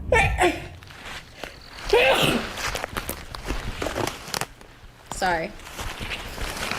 You a neighbor down here? Are you barefoot? No, thank God. I said, are you a neighbor down here? Do you live up this road? Yes, sir. Okay. Yes, sir. Yeah, I own all through down here. I actually don't mind people crossing through here out of hunting season. It looks like you're probably doing some squirrel hunting. Oh, no, I didn't even know squirrel was in, honestly. Oh, yeah? Okay. Is it? Yeah, it's in. Oh. But yeah, I do a lot. I basically bought this property to deer hunt, and it's the first day of deer season. So I'm down there bow hunting. I heard the rifle go off down there a little ways. And I had a group of deer in here, and as soon as that gun went off, they were gone. My bad, man. I didn't know. Yeah. The man paused and admitted he hadn't realized it was hunting season.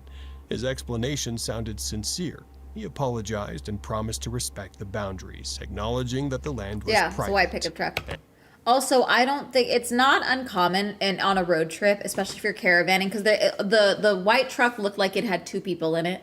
Okay, for the previous video, it's not uncommon when if you're doing a caravan situation to meet up at a spot. Like I said, the Buffalo Bills is like right next to the gas station, you know, so it's probably like, oh, let's just park it at the Buffalo Bills, or let's go do a lap and then we'll go back out, you know, to like, oh, where's Bobby, you know, that type of shit. So and actively hunted during deer season. It could be nothing, but still. I know you guys walk along through the creek here, and I don't mind through the summer and stuff like that. Right. But yeah, during hunting. If I had known deer season was in, I wouldn't even been walking through here. Yeah. To be honest with you, man, that's my bad. Oh, I appreciate that. Yeah, like I say, yeah, we'll be hunting pretty heavy through. That's the reason I bought this property, just for straight for deer hunting. Oh yeah, there's some monsters in here, man. Yep. I've been hunting one for about 3 years now. It's pretty big. Yeah. All right, cool. Yeah, if you want to just finish your way down through there, I imagine, and then it means when you deer, come back, but still. if you don't mind just taking the road back. The interaction, surprisingly calm, eased the immediate tension, but it didn't erase the lingering unease. Even after he left, the moment hung in the air. Shots had been fired, the deer had scattered, and questions remained. I don't think this is a disturbing encounter. I think this is just some people's first day on Earth encounter. Unanswered long after the man had gone. The encounter ended without incident, but standing on land he thought only he knew about. Joe couldn't shake what had almost happened. Some encounters leave a mark even when nothing goes wrong. This was one of those moments.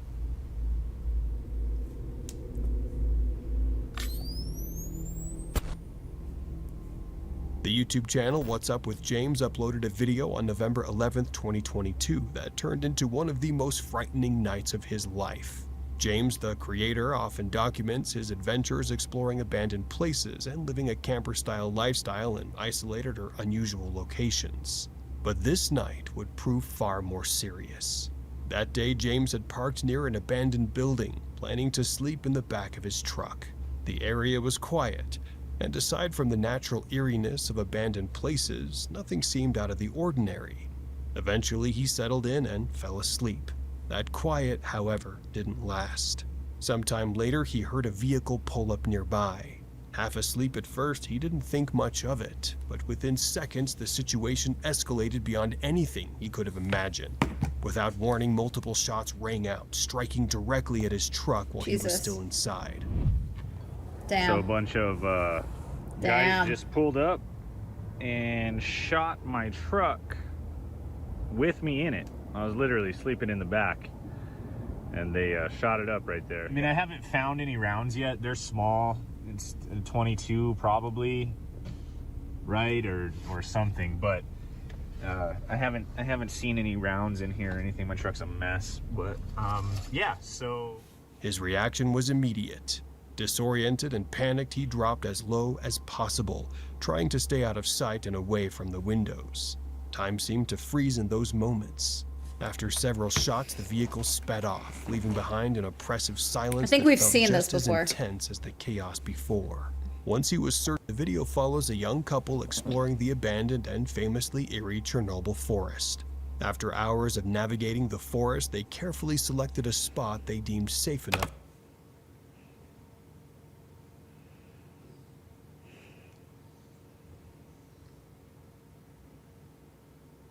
Like, I know there are people that, like, they call them Chernobyl stalkers. There are people that, like, illegally live or go inside the Chernobyl exclusion zone. But, like, come on. To camp for the night. Surrounded by thick undergrowth and natural... Like, do you know how, you know what I'm, like, you know, what's his name? Kyle Hill? Yeah. We haven't watched a Kyle video in a minute. But he said something in a video that I never even considered, like the reality of going to Chernobyl, where he said he was worried about inhaling a particle that was so small that he didn't even realize and having it irradiate his lungs. And he showed how small the particles that were extremely radioactive could be. And ever since then, I'm like, I'm masking when I'm in Chernobyl. You know, like one day, hopefully, I would like to go because history and I'm nosy and I want to see it. But like, I'm going to be smart. You know, we're not drinking water when we're inside their exclusion zone. You know, we're not consuming shit. You know, we're being smart. I'll stay here because nope. Yeah, I'll go so you don't have to. But like, I'm wearing a mask, you know, like I'm not camping and setting up a tent to maybe inhale an irradiated particle of dirt. Like, I'm not doing it, you know?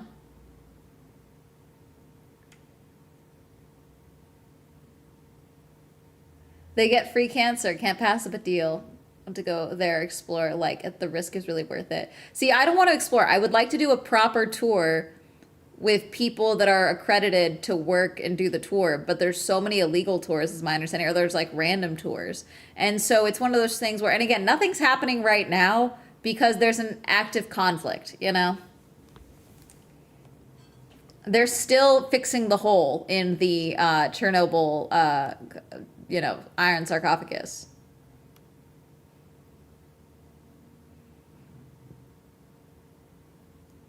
That might be in random objects at a garage sales or thrift stores. About the dome has been damaged. Yeah. By a drone, and the Russians dug up the relatively safer ground, which will expose the older stuff still sunk into the ground. Fun! Barriers, they pitched their tent in a small clearing that seemed defensible. The location offered a sense of reassurance, and with the tent... Defensible? Yeah, sure, defensible. Let me use this bright-ass filming light. Are you stealth camping? This is not, it's not stealth camping if you're using filming lights. Like, it's just not. Zipped tightly, they settled in, ready to rest after a long day of exploration, unaware the night would soon put their nerves to the test. As the clock struck midnight, an unsettling sound shattered the stillness.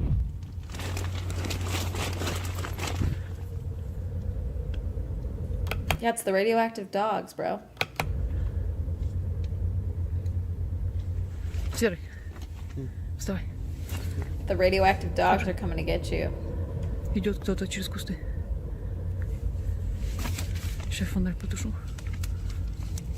Слышишь? Ветки ломаются.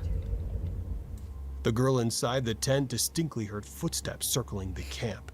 At first, she assumed it was wildlife, but her instincts screamed that this was no ordinary Is that a hole? visitor. Quietly, she whispered to her partner, alerting him to the intruder. Both froze, straining to identify the source. The footsteps were slow, deliberate, and moving You know, from when you have a light like that inside a tent, you can see that it's on outside the tent. around the perimeter of their camp. Was nibbling on the tent, yeah.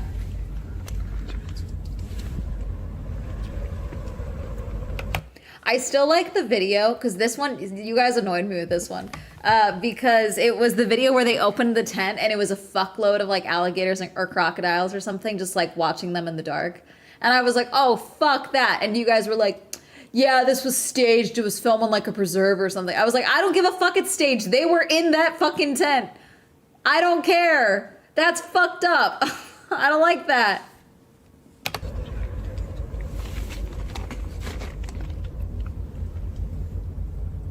They know you're awake. There's no need to whisper. It's just a dog seeing if they have food. Мы уже просто все, если это менты, все знают. Сейчас мы едем домой сразу. Нас сейчас же забирают. Почему, если бы это менты? Они бы уже здесь были. Что у них без фонарей, без ничего, по лесу ходят, что ли? You don't need to whisper, they can see you with the light. If it's a human, they can see you. Literal dog howling. Every second stretched unbearably as they remain perfectly still, barely daring to breathe, knowing that any sudden barely daring to breathe with the bright ass lights movement could provoke a confrontation or worse. They know you're awake. Eventually, the footsteps faded into the darkness. Only when they were certain the presence had moved on did they slowly unzip the tent. Ладно, похуй на эту палатку. Там еда, сука, вся осталась. Нам нужна возвышенность какая-то. What? Вроде никого. Нет, вроде окей, все. Stepping outside, the forest was empty and silent. There were no footprints, no disturbances, nothing but the cold, shadowed trees surrounding them. Though the immediate threat had passed, the encounter left a lasting impression. It served as a chilling reminder of how quickly a peaceful night in the wilderness can turn into a heart-pounding ordeal, highlighting the unpredictable danger of exploring abandoned places.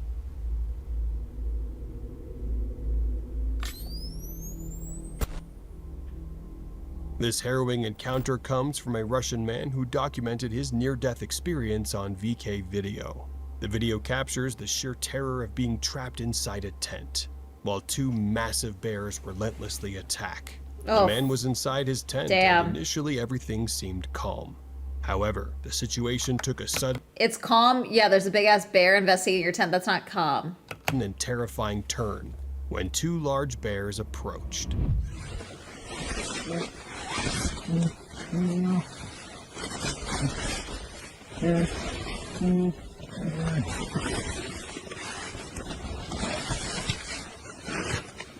Nah. I am also a, you know, if dangerous, why friend shape, but seriously, I need people to be smarter.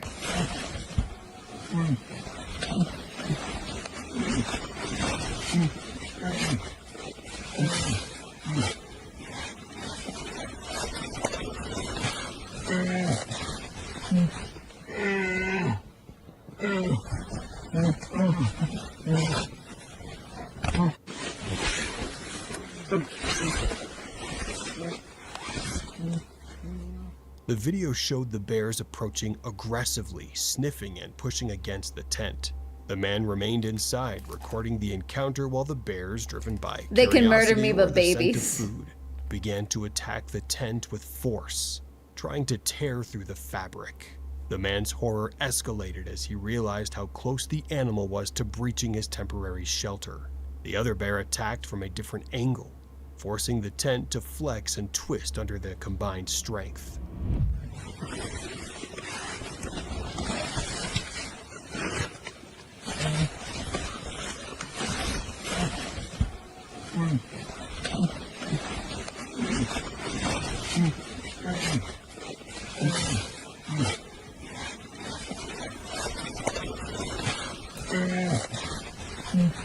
Do you make noise in this instance, or are you kind of fucked?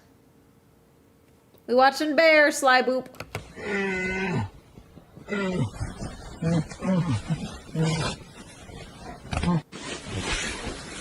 Okay, this is the same footage we just saw.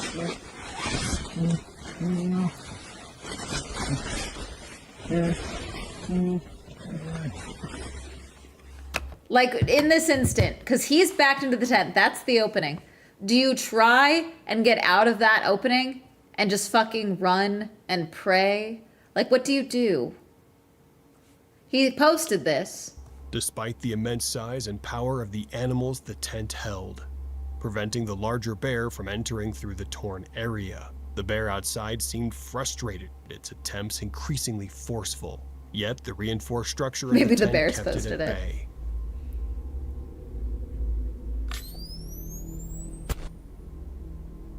This footage was uploaded to the YouTube channel Arnold Outdoors on February 12, 2021. I think that was the mama. I think that was the mama trying to get inside with the cub at the door.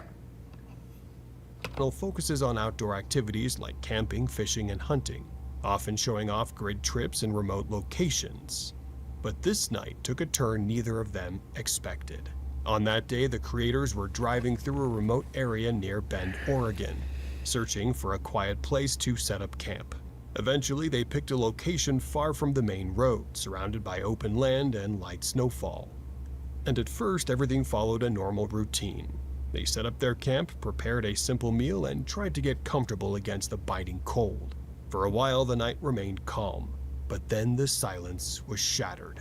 A sharp, distant sound pierced the darkness. Out in the middle of nowhere. Yeah, kinda. Yeah, it was fucking. I did not hear that. Gunshot or a vehicle? I heard that a little bit. Vehicle. Or Bigfoot fucking screaming.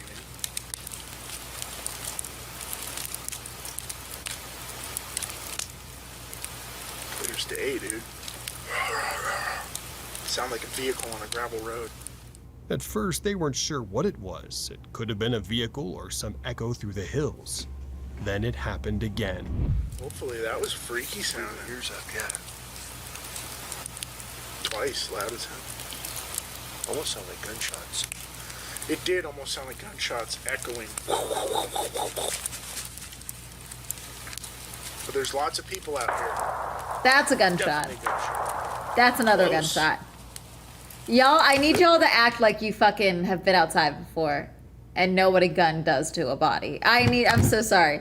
It's one thing to be calm. I get not freaking out and not calling the police or anything, but I need you to think, I wonder if we are visible enough. Like within a mile. Probably within fucking half a mile. Sounds like a 22 and it sounds like it's coming from that way. Sounds like it's coming from behind. Y'all are too fucking calm.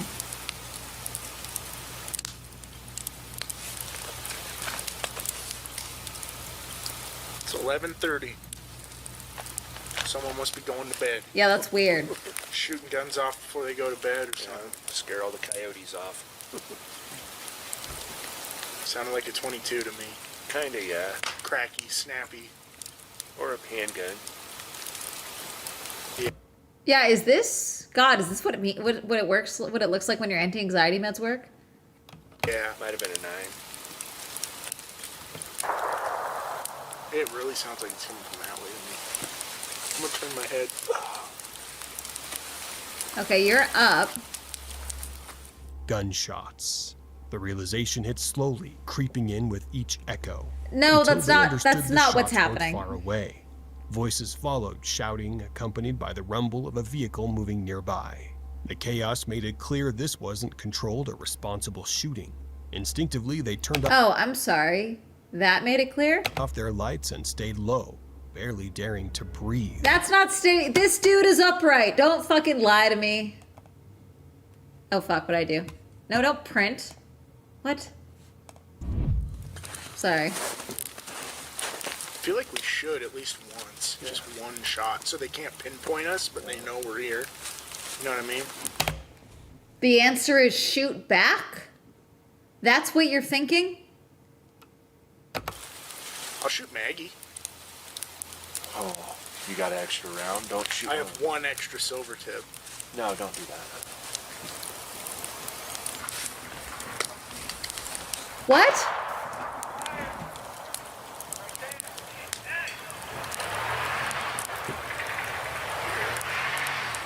Fire! Where? It's like, fire, don't fire. God dang, right there. No. I'm pretty sure he said fire. the one dude said, Oh, yeah. where? And then he said, God dang, right there. Yeah, pointing towards our a fire. Yeah. Like they saw our fire. Every shadow, every rustle made them flinch. At one point, it didn't though. It didn't. That's the thing. You're making it sound like they were more concerned. They did eventually do. God, I don't even know if that's the right thing to do because they don't know what the deal is. But now they're in a black camper, a black tent with no lights. What if they drove into you? They're in a truck. What if, fire, you know, like they're not anxious. They're just not. They did move. They did do something, but they're not worked up. They're arguably too calm, even if they're doing something, you know? Suspected the intruders had noticed their camp, judging by the way the voices shifted and reacted. Vehicle. Oh, it sounds like they're moving. Let's turn that off. Yeah. Hearts pounding. It's Finally, not! the gunfire stopped. The voices receded, and the forest fell back into an uneasy silence. But even as the night wore on, sleep refused to come. Every distant sound set their nerves on edge. Every shadow seemed to move. Long after the gunfire stopped, the silence that followed felt almost worse. The kind that settles in and stays, leaving only the memory of the fear they had felt, and the question of who had been out there in the behind. What? God, and I thought Whispers writes fanfiction. Todd Champion is an American YouTuber behind the channel Campin' with Champion, a channel dedicated to stealth camping in just about any place you can imagine. Todd doesn't claim to be an expert at stealth camping, but no matter where he goes, he always manages to have a great time and a fun adventure. On August 30th, 2025, Todd picked a small hidden spot beside the highway, tucked behind a cluster of trees which seemed perfect for a night of stealth camping. He kept a careful eye on his surroundings, scanning for potential threats as darkness settled in. And that's when the first sign of something strange appeared. I whacked my knee. Nah, I'm good, bro. There's the cops. See if they pull me over for being on this thing. Have we seen this? He offered to film me, but oh yeah, we've seen this. Declined. He also asked possibilities. We've seen this. Got any kids or anything? The guy followed him into his little camp out. With trembling hands and a crooked posture, he typed while mumbling to himself. Leave. And the interaction dragged on for 20 minutes before he finally rose to leave. Casting one last unsettling glance over his shoulder, Todd knew right away that he couldn't stay. As he packed his gear, the man returned once more, this time only to say goodbye and hold up a small handheld fan. Even so, Todd kept his knife visible, a subtle warning in case the situation took a turn. Although the night passed without incident, the next day Todd searched online for the man and discovered something deeply disturbing. Records show that the individual had a criminal history and had recently gone to jail for drug-related offenses. Because since that happened, I was actually able to look the guy up, and I found some drug charges from last month where he was arrested. So I'm thinking he probably had just gotten out of jail and was wandering around. He may not be completely homeless, I don't know. Todd's instincts from the night before, already on high alert, suddenly made complete sense. A teenage Some boy? encounters I don't leave know. questions.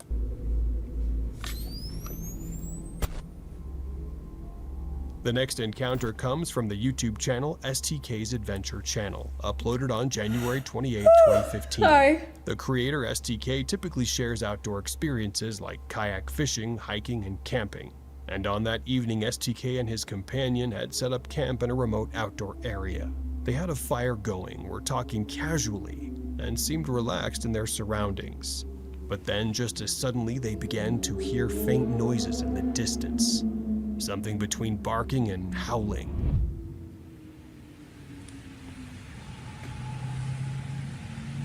That sounds like Paca.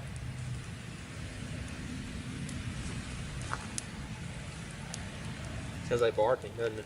Barking. Barking.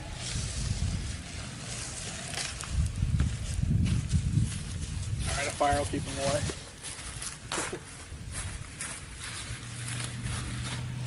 With the wind and him saying, maybe the fire will keep him away. It would have been really funny if the wind just came right then and blew the fire out.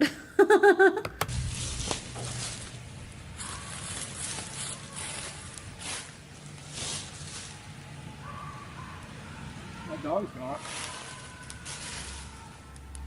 It wasn't immediately clear what it was, but it stood out enough to grab their attention. But as the moments passed, the sounds became clearer.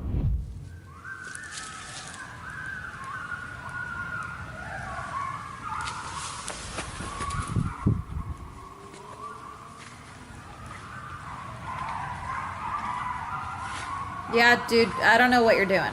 I don't know what you're thinking. That's a lot. Those are coyotes. It wasn't just one animal, it was a pack of coyotes. The pattern of the howls, the way they overlapped and responded to each other, made it that much more obvious. The sounds started getting closer, and what's worse, they were moving in the direction of the campsite. Huh? Those are, that's a pack of coyotes. So let's just keep this fast one going. See, they're getting closer.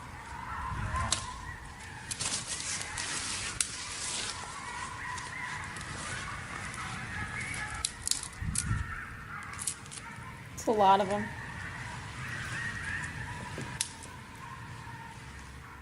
The tension climbed fast. They stayed close to the fire, moving as little as possible, careful not to provoke whatever was circling just beyond the light. The pack never came closer, but the steady rustling and low calls lingered, crawling along the edges of the dark before gradually fading away. The threat, real or imagined, seemed to pass. I'm sorry, I can't with the AI chat. I can't. Let's see.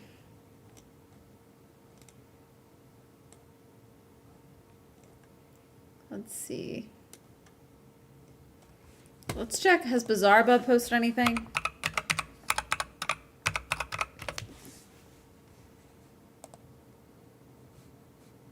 Wow, nothing for a month. Nothing.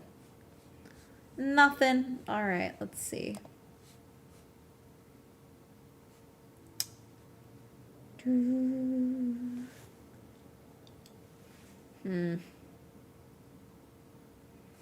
Six forest encounters. Okay, I don't think we've seen this one.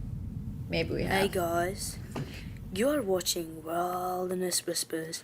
Wilderness the best Whispers. you've ever loved and ever will watch. Better like and subscribe, or I'll get you when you're sleeping. Oh, a punk kid. I'm so scared.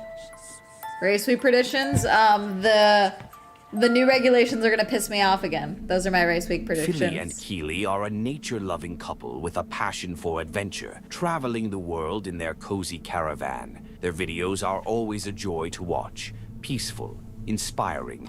It's always fun. It's funny to me when a couple realizes that, like, oh yeah, if we put the girl in the thumbnail, the video will do better.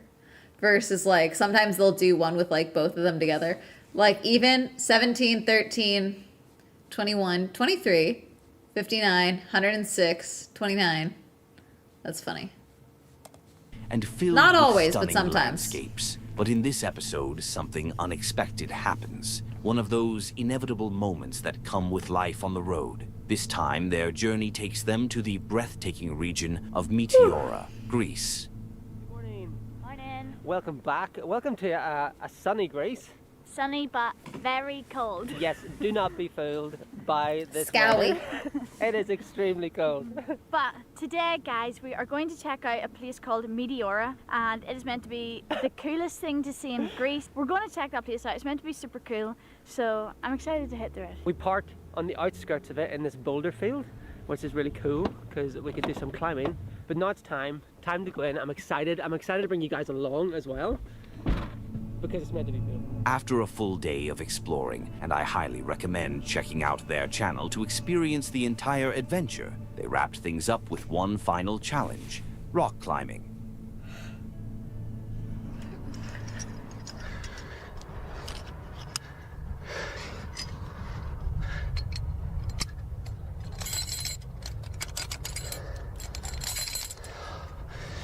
Woo! There's Martha. The van. Billy did an absolutely incredible job there. I'm very proud of him. That was so fun. I'm going to admit that I'm wimping out. I can't feel my fingers. My lungs are on fire. Well, good job, Beelan. Good job climbing. That was good fun. Team? I'm looking forward to climbing more. Yeah, me too. I know. You were probably expecting something to go wrong here, right? Well, not quite. They made it back. Then why did we do this? Why did you show me that then? Whispers, this is what pisses me off about you. Why was that relevant? Unless the rock wall monster is coming to get mad because she didn't climb and he did. We don't need that. Back to the van safely, completely worn out from the day's adventures, and quickly drifted off to sleep. But that's when it happened. Alright guys, we're gonna sign out this video, but somebody just tried to break into the van. Not ideal. No, humans. No! What are you shining your light for? No! You're not police!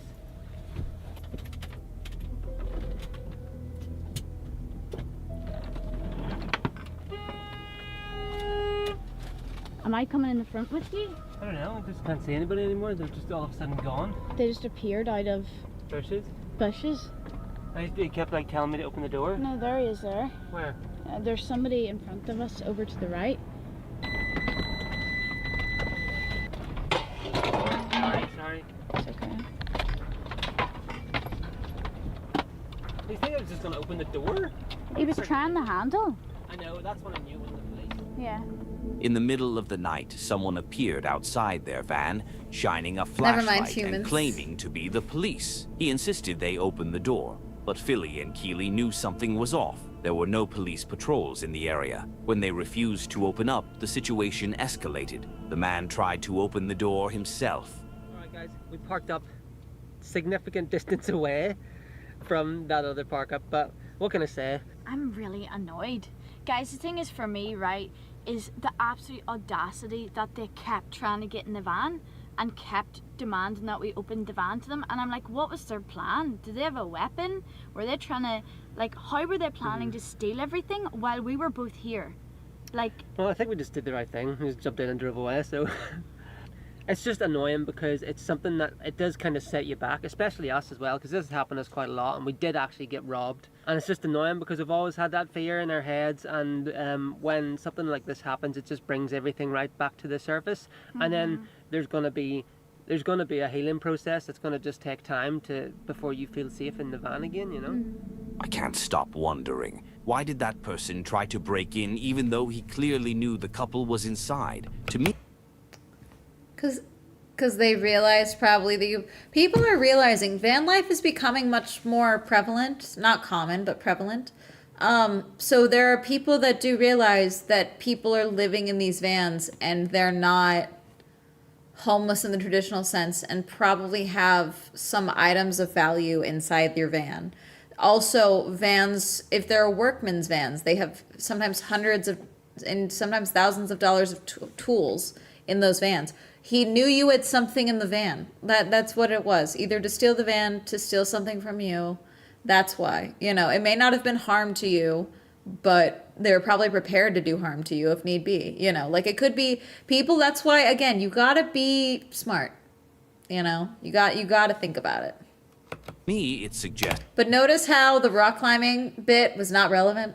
Something far more disturbing. He was prepared to steal no matter what, even if it meant confronting or possibly hurting them. That thought alone is chilling. Philly and Keely made the right call by avoiding any...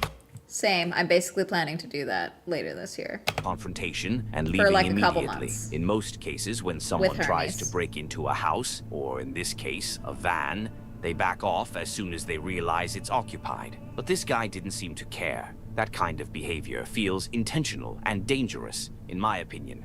Choosing to get out of there may very well have saved their lives. What do you think? Beast Runners is a channel all about hiking. The creator takes us along on his adventures, filming everything in a way that's both calming and inspiring. It almost makes you want to get up and go for a hike yourself. But what do we actually do? Yeah, we just sit at home watching hiking videos. Honestly, I should probably get out there myself. My back's starting to hurt. Anyway, this time though, the hike has a very different purpose. He sets out to search for a hiker who went missing a few days earlier on a trail in Guguan, Taiwan. It had already been 5 days since anyone last heard from the man, and with no known water sources on that trail, the situation was becoming more and more concerning. People began to fear the worst. There were a few clues. On the morning of the 17th, the day the hiker began his trek, a CCTV camera captured him entering the Malun Shan mountain trail. That same morning, he also posted an Instagram story showing the trail entrance at around 8 a.m. So, beast runners decided to follow the exact same path.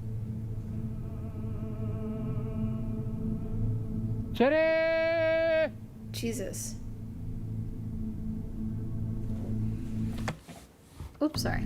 Went under waterfall.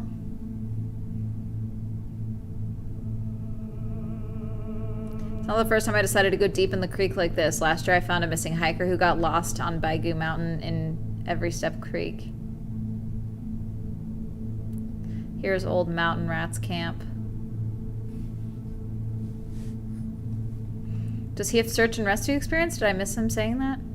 He's able to reach junction on the main river. Interesting, but it's quite frightening to be so deep in the unknown. Lost person which is able to reach Big River may get locked between waterfall from map. There are narrow parts in the stream. From a case in 2020 when there were searching for 2 weeks for a missing near Xiaoko Mountain, I might be mispronouncing that, had experienced that victim was found upstream, so I decided to go upstream as far as the terrain will allow. Creek, one that he thought might be a promising place to search for them. Look how blue the water is. I know we're like looking for someone who's missing, but like look how pretty. Missing hiker. But as he arrived, something unexpected happened. He was met with a surreal sight. Hundreds of butterflies fluttering all around him. It felt like something out of a movie. Beautiful, almost magical. But what he discovered next shattered that moment completely. Oh, dead it was body. Something deeply disturbing. Dead body. Didn't let situation drive me. Dead body. Whoa. Butterflies love dead bodies. If they're monarchs as well, they love dead bodies. Yeah. They're not gonna show it, right?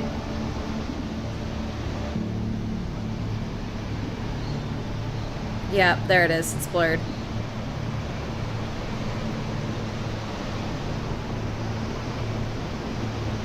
It's always shocking. Rip is killing me. I'm so sorry. Hermes. Hermes. Hermes.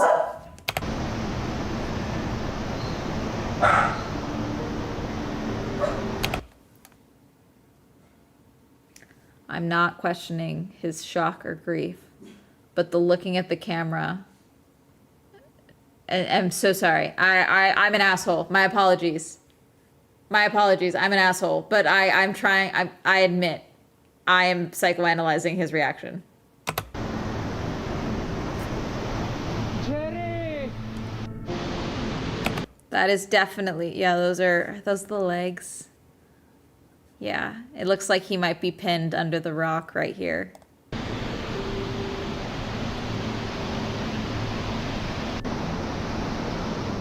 Yeah.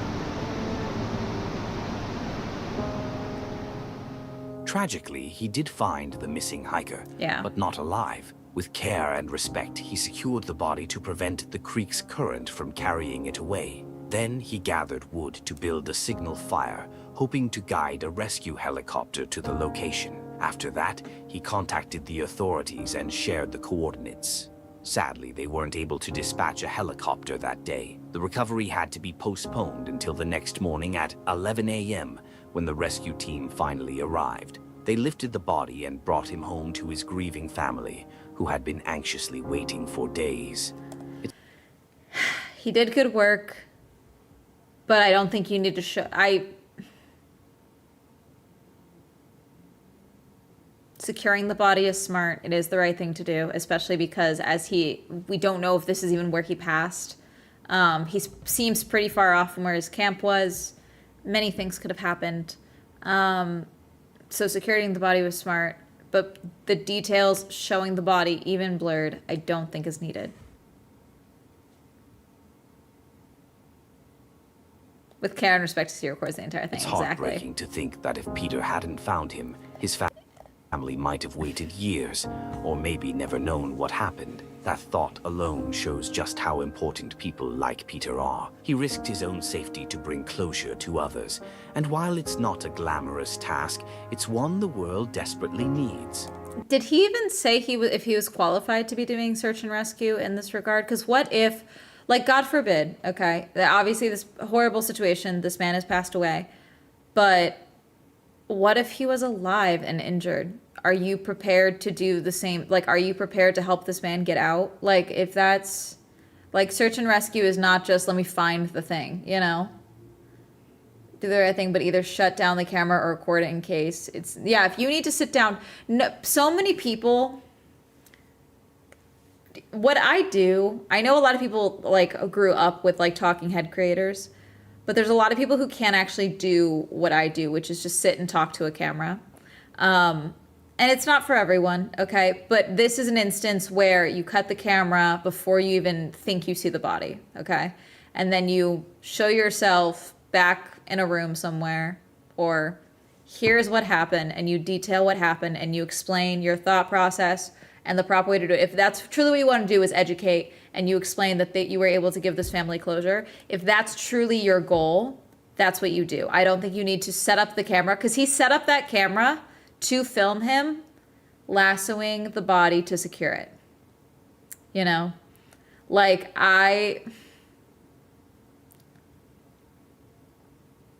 if this is something that he does, which it sounds like he has, again, I think there's a way to do it with respect, and I don't think this was it. Also, you have to remember, the family is probably thankful, obviously, I'm sure. But how will this family feel when they see your video on the internet?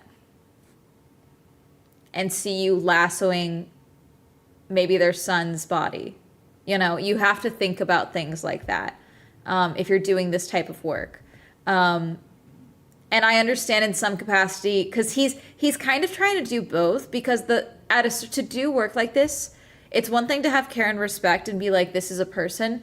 But when you're doing something like this, you also have to kind of be like, okay, these are now remains, and I need to not be attached to that thought. You know, it's kind of like the way a lot of doctors have to think about, like, oh, you are a thing on my table, not necessarily human, you know, because it's a very weird psychological thing to do surgery, you know.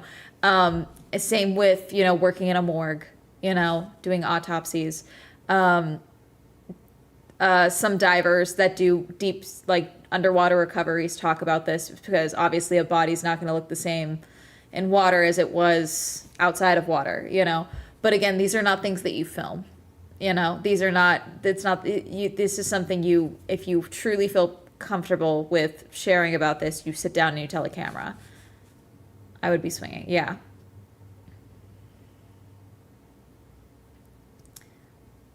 Like, even if you truly are like, let me explain what happened for the record, or whatever, you know, like, if once the body, because even as you're filming, you're taking time to document this. And it's one thing to document it for authorities. It's one thing to document, you know, recovery for here's the coordinates. Obviously, like, what if, God forbid, while you were taking time to set up the camera, the body moved somewhere else? And I mean, like, when it got carried upstream or downstream, you know, like, how much care can you be taking with the situation while you are setting up a camera to get the angle of you lassoing a body, you know?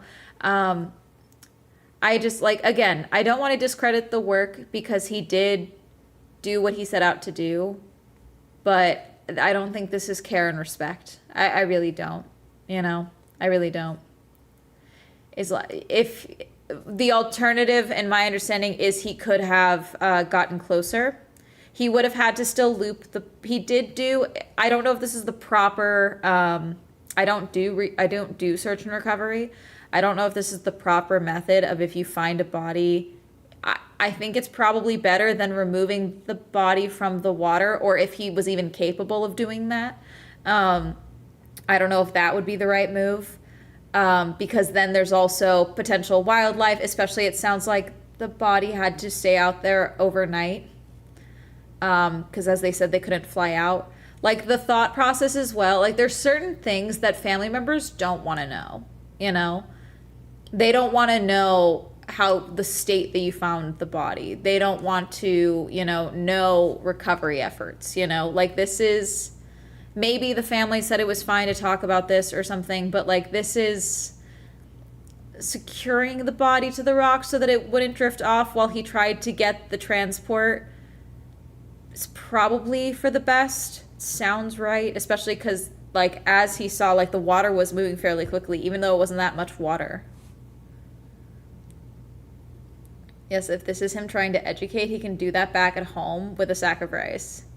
Yeah, if you truly feel like I want to show, hey, if you're going to do this, and then again, mentioning like the GPS and things like that, at the end of the day, if I do worry about content like this, especially content that I feel like some people aren't reading text on screen. So sorry. Some people aren't reading text on screen. If you aren't verbalizing things, some people don't hear it. Because someone could try and go do this themselves because they're seeing him doing this themselves. And then now they're doing search and rescue on someone else as well. They're looking for your body and the person who you decided to set out to go help or try to help, So I think this is, he did a good thing, but I also think this is a look, I did a good thing type of content, which happens. Like you document things that you do if you document your content. Like, again, it's kind of like this catch-22, but I think there was a more sensitive way to do this, and I don't think this is the way to do this. I don't think he should have filmed the body, period. Aside from, again, filming the body to show to authorities is one thing, okay? Filming the body for a YouTube video, I think is not all right. I think that's where we cross into, disrespectful territory. But not for the good reasons, intentions, yeah. Yeah, it's very much a double-edged sword. Yeah, especially because, like, again, like, for example, okay, someone's gonna, let me parse my words carefully. Let me go full screen. Another example, you guys know those predator hunter channels? You could argue that they are doing good work because they are catching predators.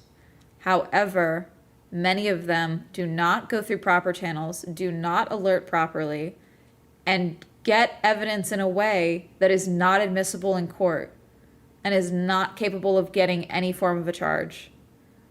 So a lot of times these people will just go free and and you could be disenfranchising other potential victims that they may have had. You could make it so that any victim that comes forward, it's like, okay, well, he got called out on a YouTube video, And it's like, yes, you can say, hey, we exposed this harmful predator.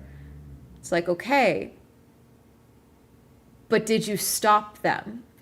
Did you get justice for potential victims? Did you consider that there were other victims, other than, this 25-year-old who's pretending to be 12, And again, it's horrible stuff that's happening.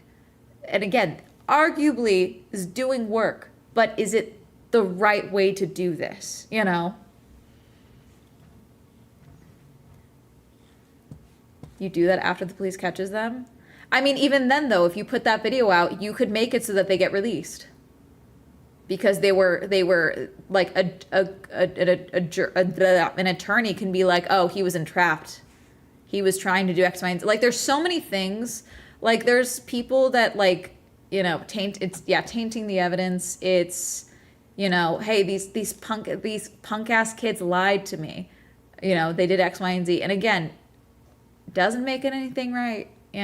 These guys are shitheads. I want them locked up. I want them drawn and quartered. Okay.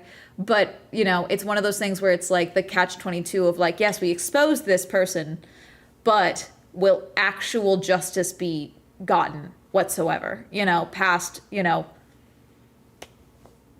oh, that's my barber. What the fuck? You know, like,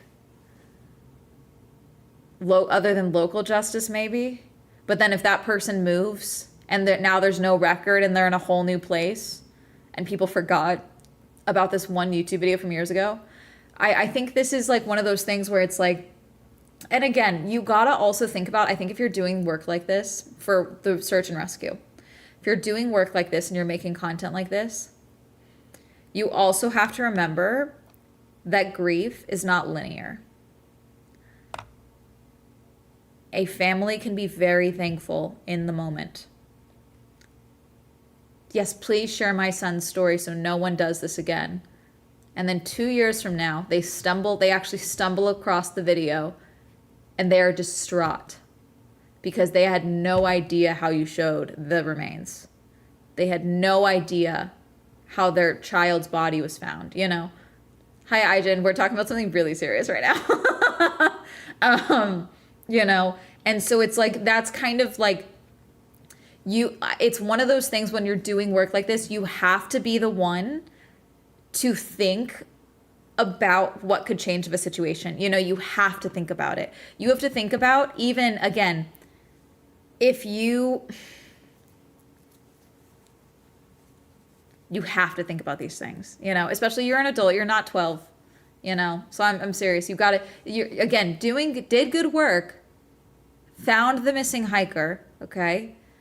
But you also have to think about the possibility that this family thought that their family member was coming home. And instead you found their body. You know, even if everyone assumed, there was still probably hope, you know? Like, it's okay, I can adapt to a heavy in a split second. Heavy is my home base. There we go. We're talking about, we're reacting to 6 forest encounters that will make you afraid of it. And there's a video here from someone who did search and rescue of a missing hiker and instead found their body, which was potentially the expected outcome, and filmed finding the body as well as recovering the body. And we're discussing the ethics of including that in a video. The body is blurred, but it's not blurred enough. We can clearly see legs. I believe those were legs. I don't think that was the arms. I believe that was the legs. So it's not blurred enough that you can't parse out what part of the body that is that was found. So we're basically discussing the reality of this person did good work, but should have had the foresight of, okay, it's time to stop recording and do the job now and explain later what happened, you know, versus I'm one of those people, I don't think the body should ever be included in something like this, you know. That's just from as someone that has lost family, as someone that has seen dead bodies, you know, it's something that can change. And again, a family being like, yeah, please share our child's story, share my brother's story so that other people know to be safe when hiking, you know. It also sounds like, again, he was in where? He's not in Thailand. He's in we talked about it.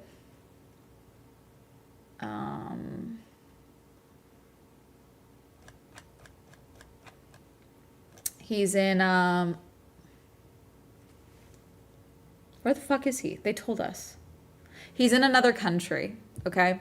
So we also have to deal with the fact that, again, I don't think we know the background of this hiker.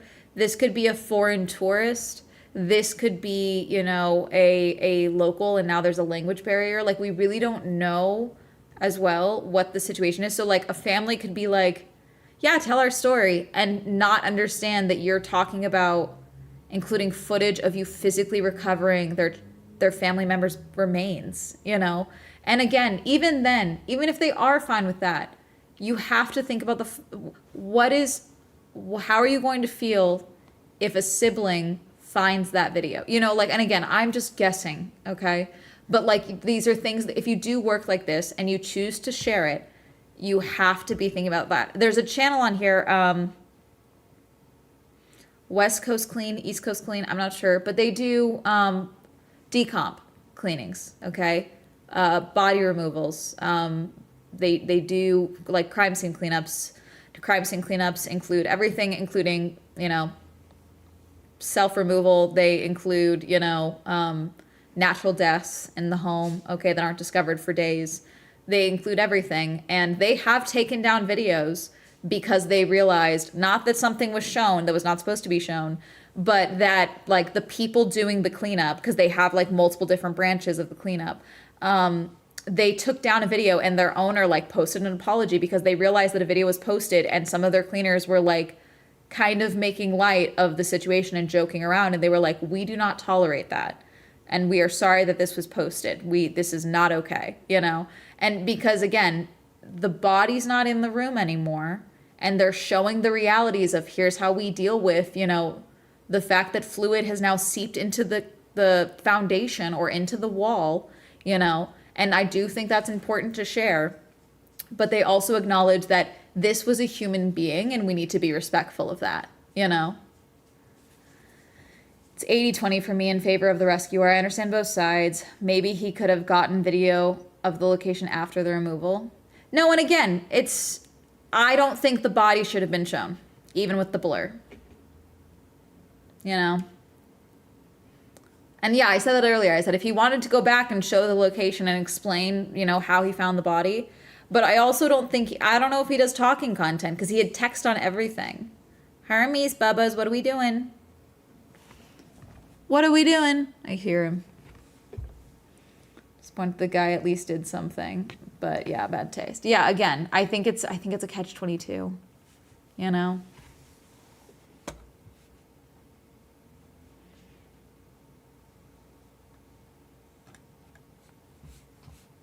All right, let's see. And still, he continues, quietly, humbly. It wasn't the first person he's found either. And still.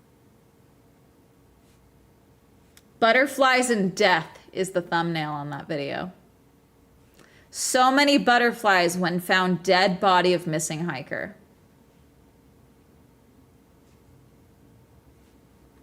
Find a missing person in gold in 72 hours is important.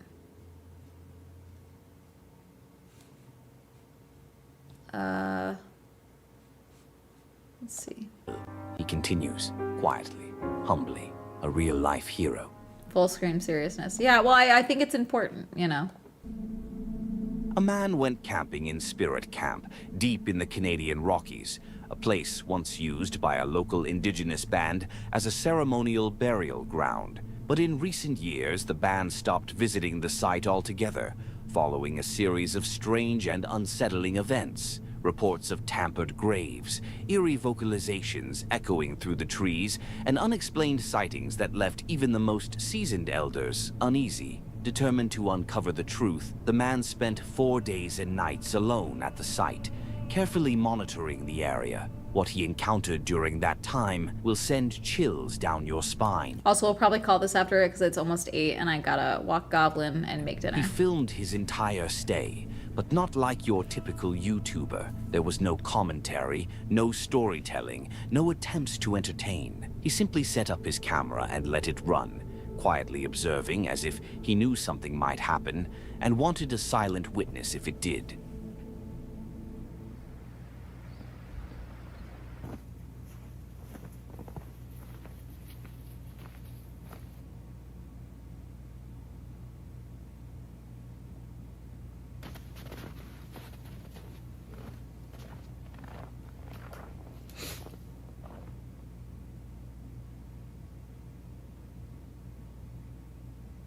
Deer.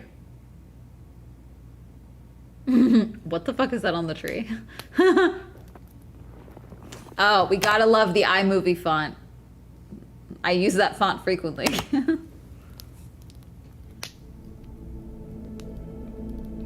At first, everything seemed perfectly calm, nothing out of the ordinary, just a few animals passing through his camp and the quiet beauty of the wilderness all around. The days were peaceful, almost serene. But then night began to fall. He crawled into his sleeping bag, ready to rest after another uneventful day. And that's when it happened.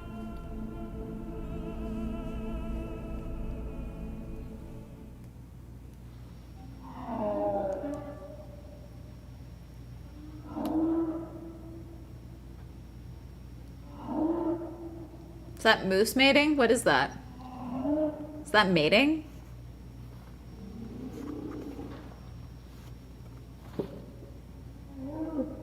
See, no, he's not addressing the fuck-ass figure on the tree. That would scare the shit out of me. Hi, what are you doing here? Why are you propped up with sticks? Are they worshiping you? I don't like the lack of... Is that what the thing is? Like, dude.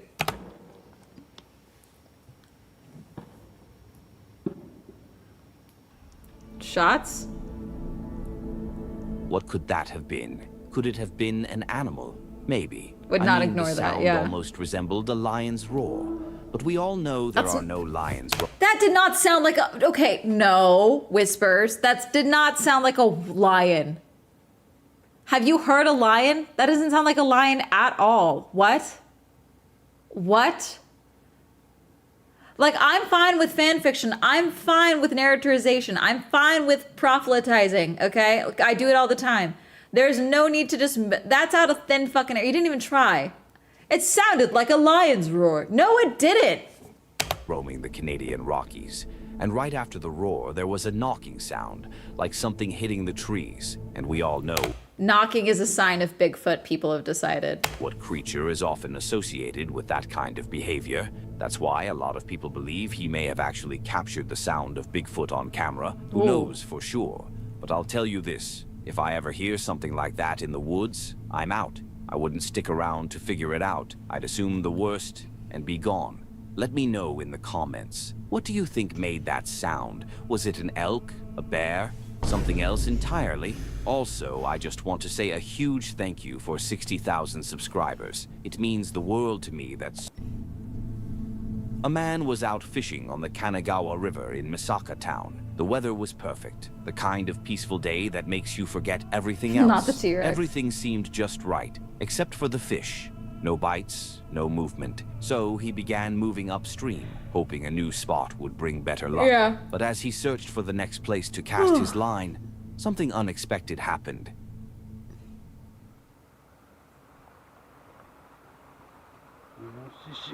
There's a cow. Where's the cow?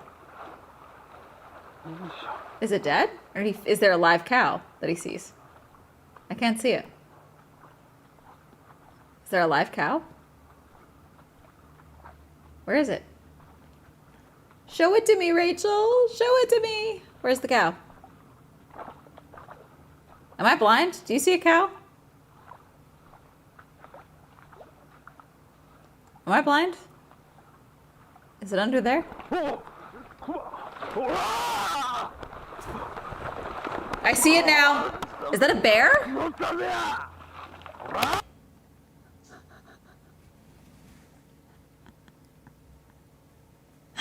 Me looking for the cow and then the bear. Ah! God, that thing was ready to scrap. Bro, it's gonna come back. Get the fuck out of there.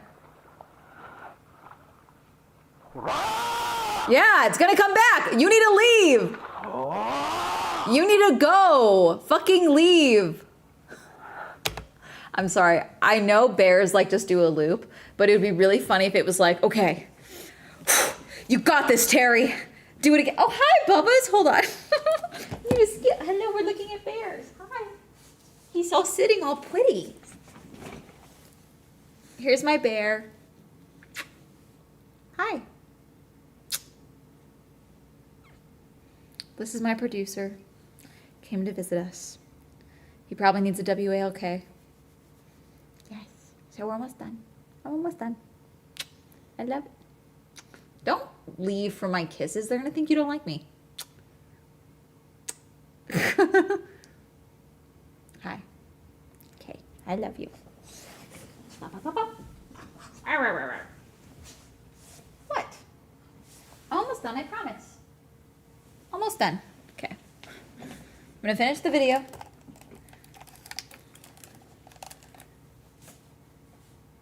You got this, Tara. No, wait.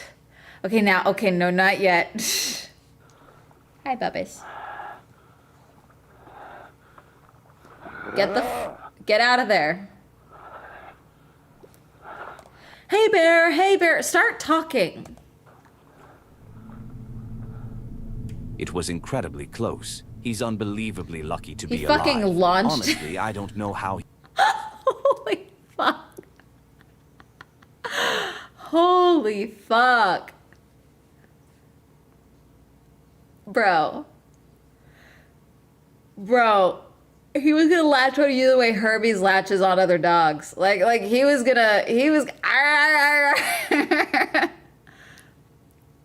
And yet, you know what? Still no cow. He managed to escape. The screaming may have scared the bear off, but judging by how aggressive it was, the way it feels doubled like back is pure funny luck as that fuck. He made it out unharmed. Yeah, While get wading out. through the water, he noticed something near a tree. At first, he thought it was just a wild boar and didn't pay much attention. But within seconds, he realized it was something far more terrifying and far more dangerous. A bear. What he did next probably saved his life. Did you mean to put this clip at the start of this fucking video? With no time to run, he did the only thing he could, stood his ground, Okay, flailed his arm. We already saw this. Keith was out exploring the Alaskan forest Nothing about with the his cow. friend, doing what he does best, metal detecting. Okay, His why channel does is all everyone about skip this part? uncovering hidden treasures and forgotten relics. Why does everyone Always skip this chasing that one? next exciting Is it find. boring? But this time, he didn't just stumble on something cool. He found something far more intriguing. Let's just say Deprived of cow. legendary might be the right word. Take a look. All right, so me and Joe are coming out this old road, and we have to cross this giant little mud bog. So he crosses, and I'm just about to cross, and he says, hey, I thought I saw some kind of footprint. So we started looking, and check this out, guys.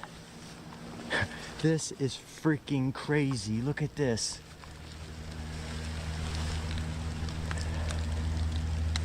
Do you not see this? Here's my problem with Bigfoot people.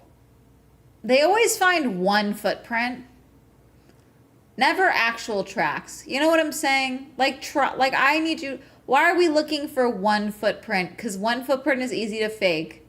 Why not be like actively searching for tracks? You know? Oh, there's my hand. Look at the size of that footprint. You can see the toes. I see why everyone skipped this. Whoa, did you hear that? I see why everyone skipped this. Justin Chase is the kind of guy who loves exploring new places. Just pack up and go, no matter where it leads. But in this particular episode, he adds a twist. He uses ChatGPT to generate a random location for his next adventure. Sounds fun, right? Hi, Bubbles. Well, it might have gotten him into a bit of trouble. ChatGPT to make our plans for us today. Step one mistake. Talking to ChatGPT. Talking to any AI seriously at all. I need you to give me coordinates. Thanks, bud. Love you. See you soon. Actually, we're cooked as a society, even if this is a joke. To a location I can drive to.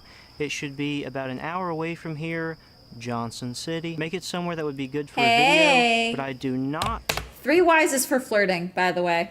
3 Ys is a flirting tech. Hey, if you're like a teenager, okay? Why are we doing that to ChatGPT? Want you to tell me where it is. Make it a surprise. Thanks, bud. Love you. See you soon. Kissy emoji, heart emoji. I probably could have left that last part out. And sure enough, he very quickly got back to me because that's his job, people. He said, hey there, I've got a surprise destination for you, just about an hour's drive. Dangerous as fuck. From Johnson City. It's a unique spot that should make for an engaging video. I'll be the judge of that, thank you very much. Here's the coordinates. Plug these into your GPS and let the adventure begin. Can't wait to hear about your experience.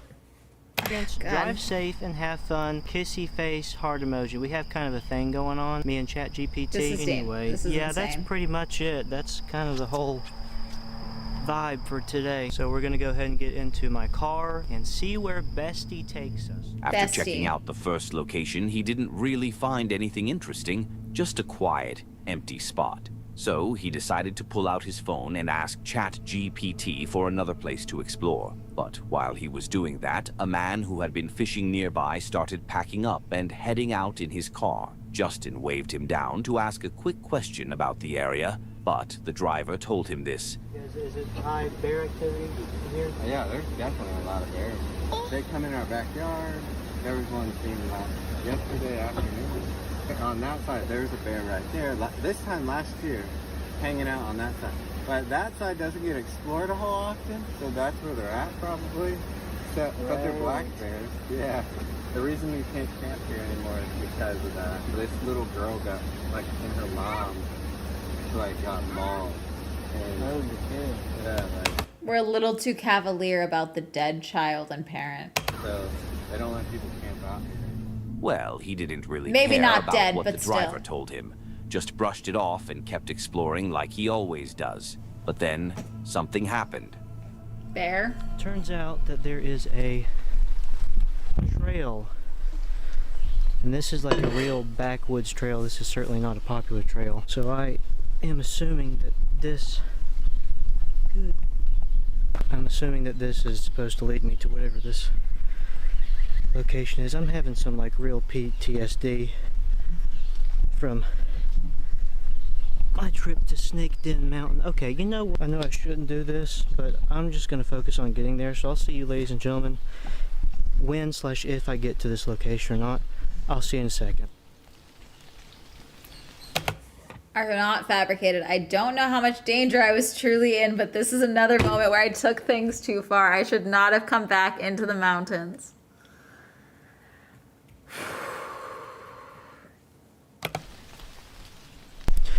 Okay.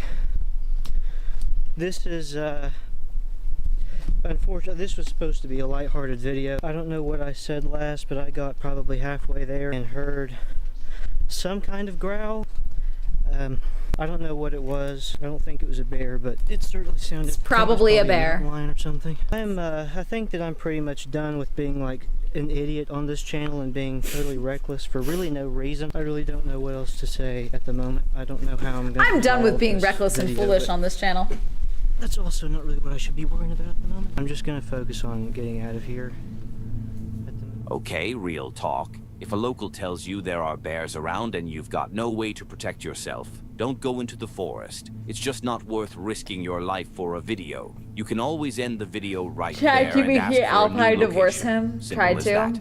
Luckily, nothing happened to Justin. But the second he heard those sounds echoing through the trees, he realized just how bad of an idea it was. I'm pretty sure next time he'll take those warnings seriously. Yeah. ChatGPT might give you a random location, but it doesn't know if there are bears, wild animals, or other dangers waiting there. That's why it's so important to listen to the people who do know, especially if you're not familiar with the area. Or at the very least, if you're going to head out on adventures like this. It also looked like he had no fucking gear with him whatsoever. What if you got fucking stuck?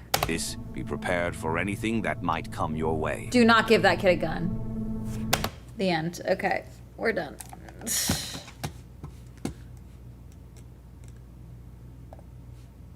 Alrighty. Let's see. Who is live?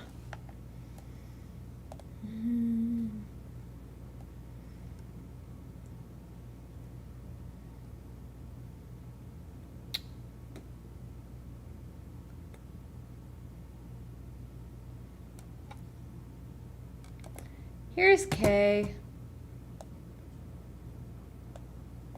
Haven't rated Kay in a minute. Alright, have fun with Kay. No, post, paste. I hate when it does this. Paste.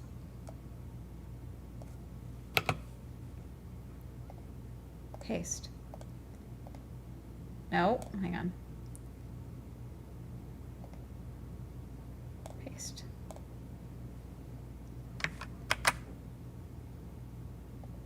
Okay, it doesn't want to let me paste, so I'm just going to type in.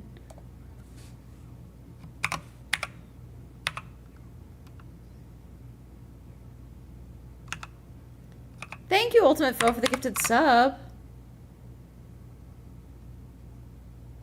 Yes, I spelt it right. Did that work? Yes. Okay, cool. Have fun with Kay. Be nice to Kay. Great rest of your day. Don't forget to stay hydrated and take care of yourself. Thanks for the great stream. Good night, everyone. Thank you. G, good night. There'll be a Formula One stream this weekend. Not for the race, I think. I got invited to an IMAX event for the race itself, but we will be live for free practice 1 because it's the 90-minute session, the qualifying for the sprint and the sprint race, and probably qualifying itself. Bye!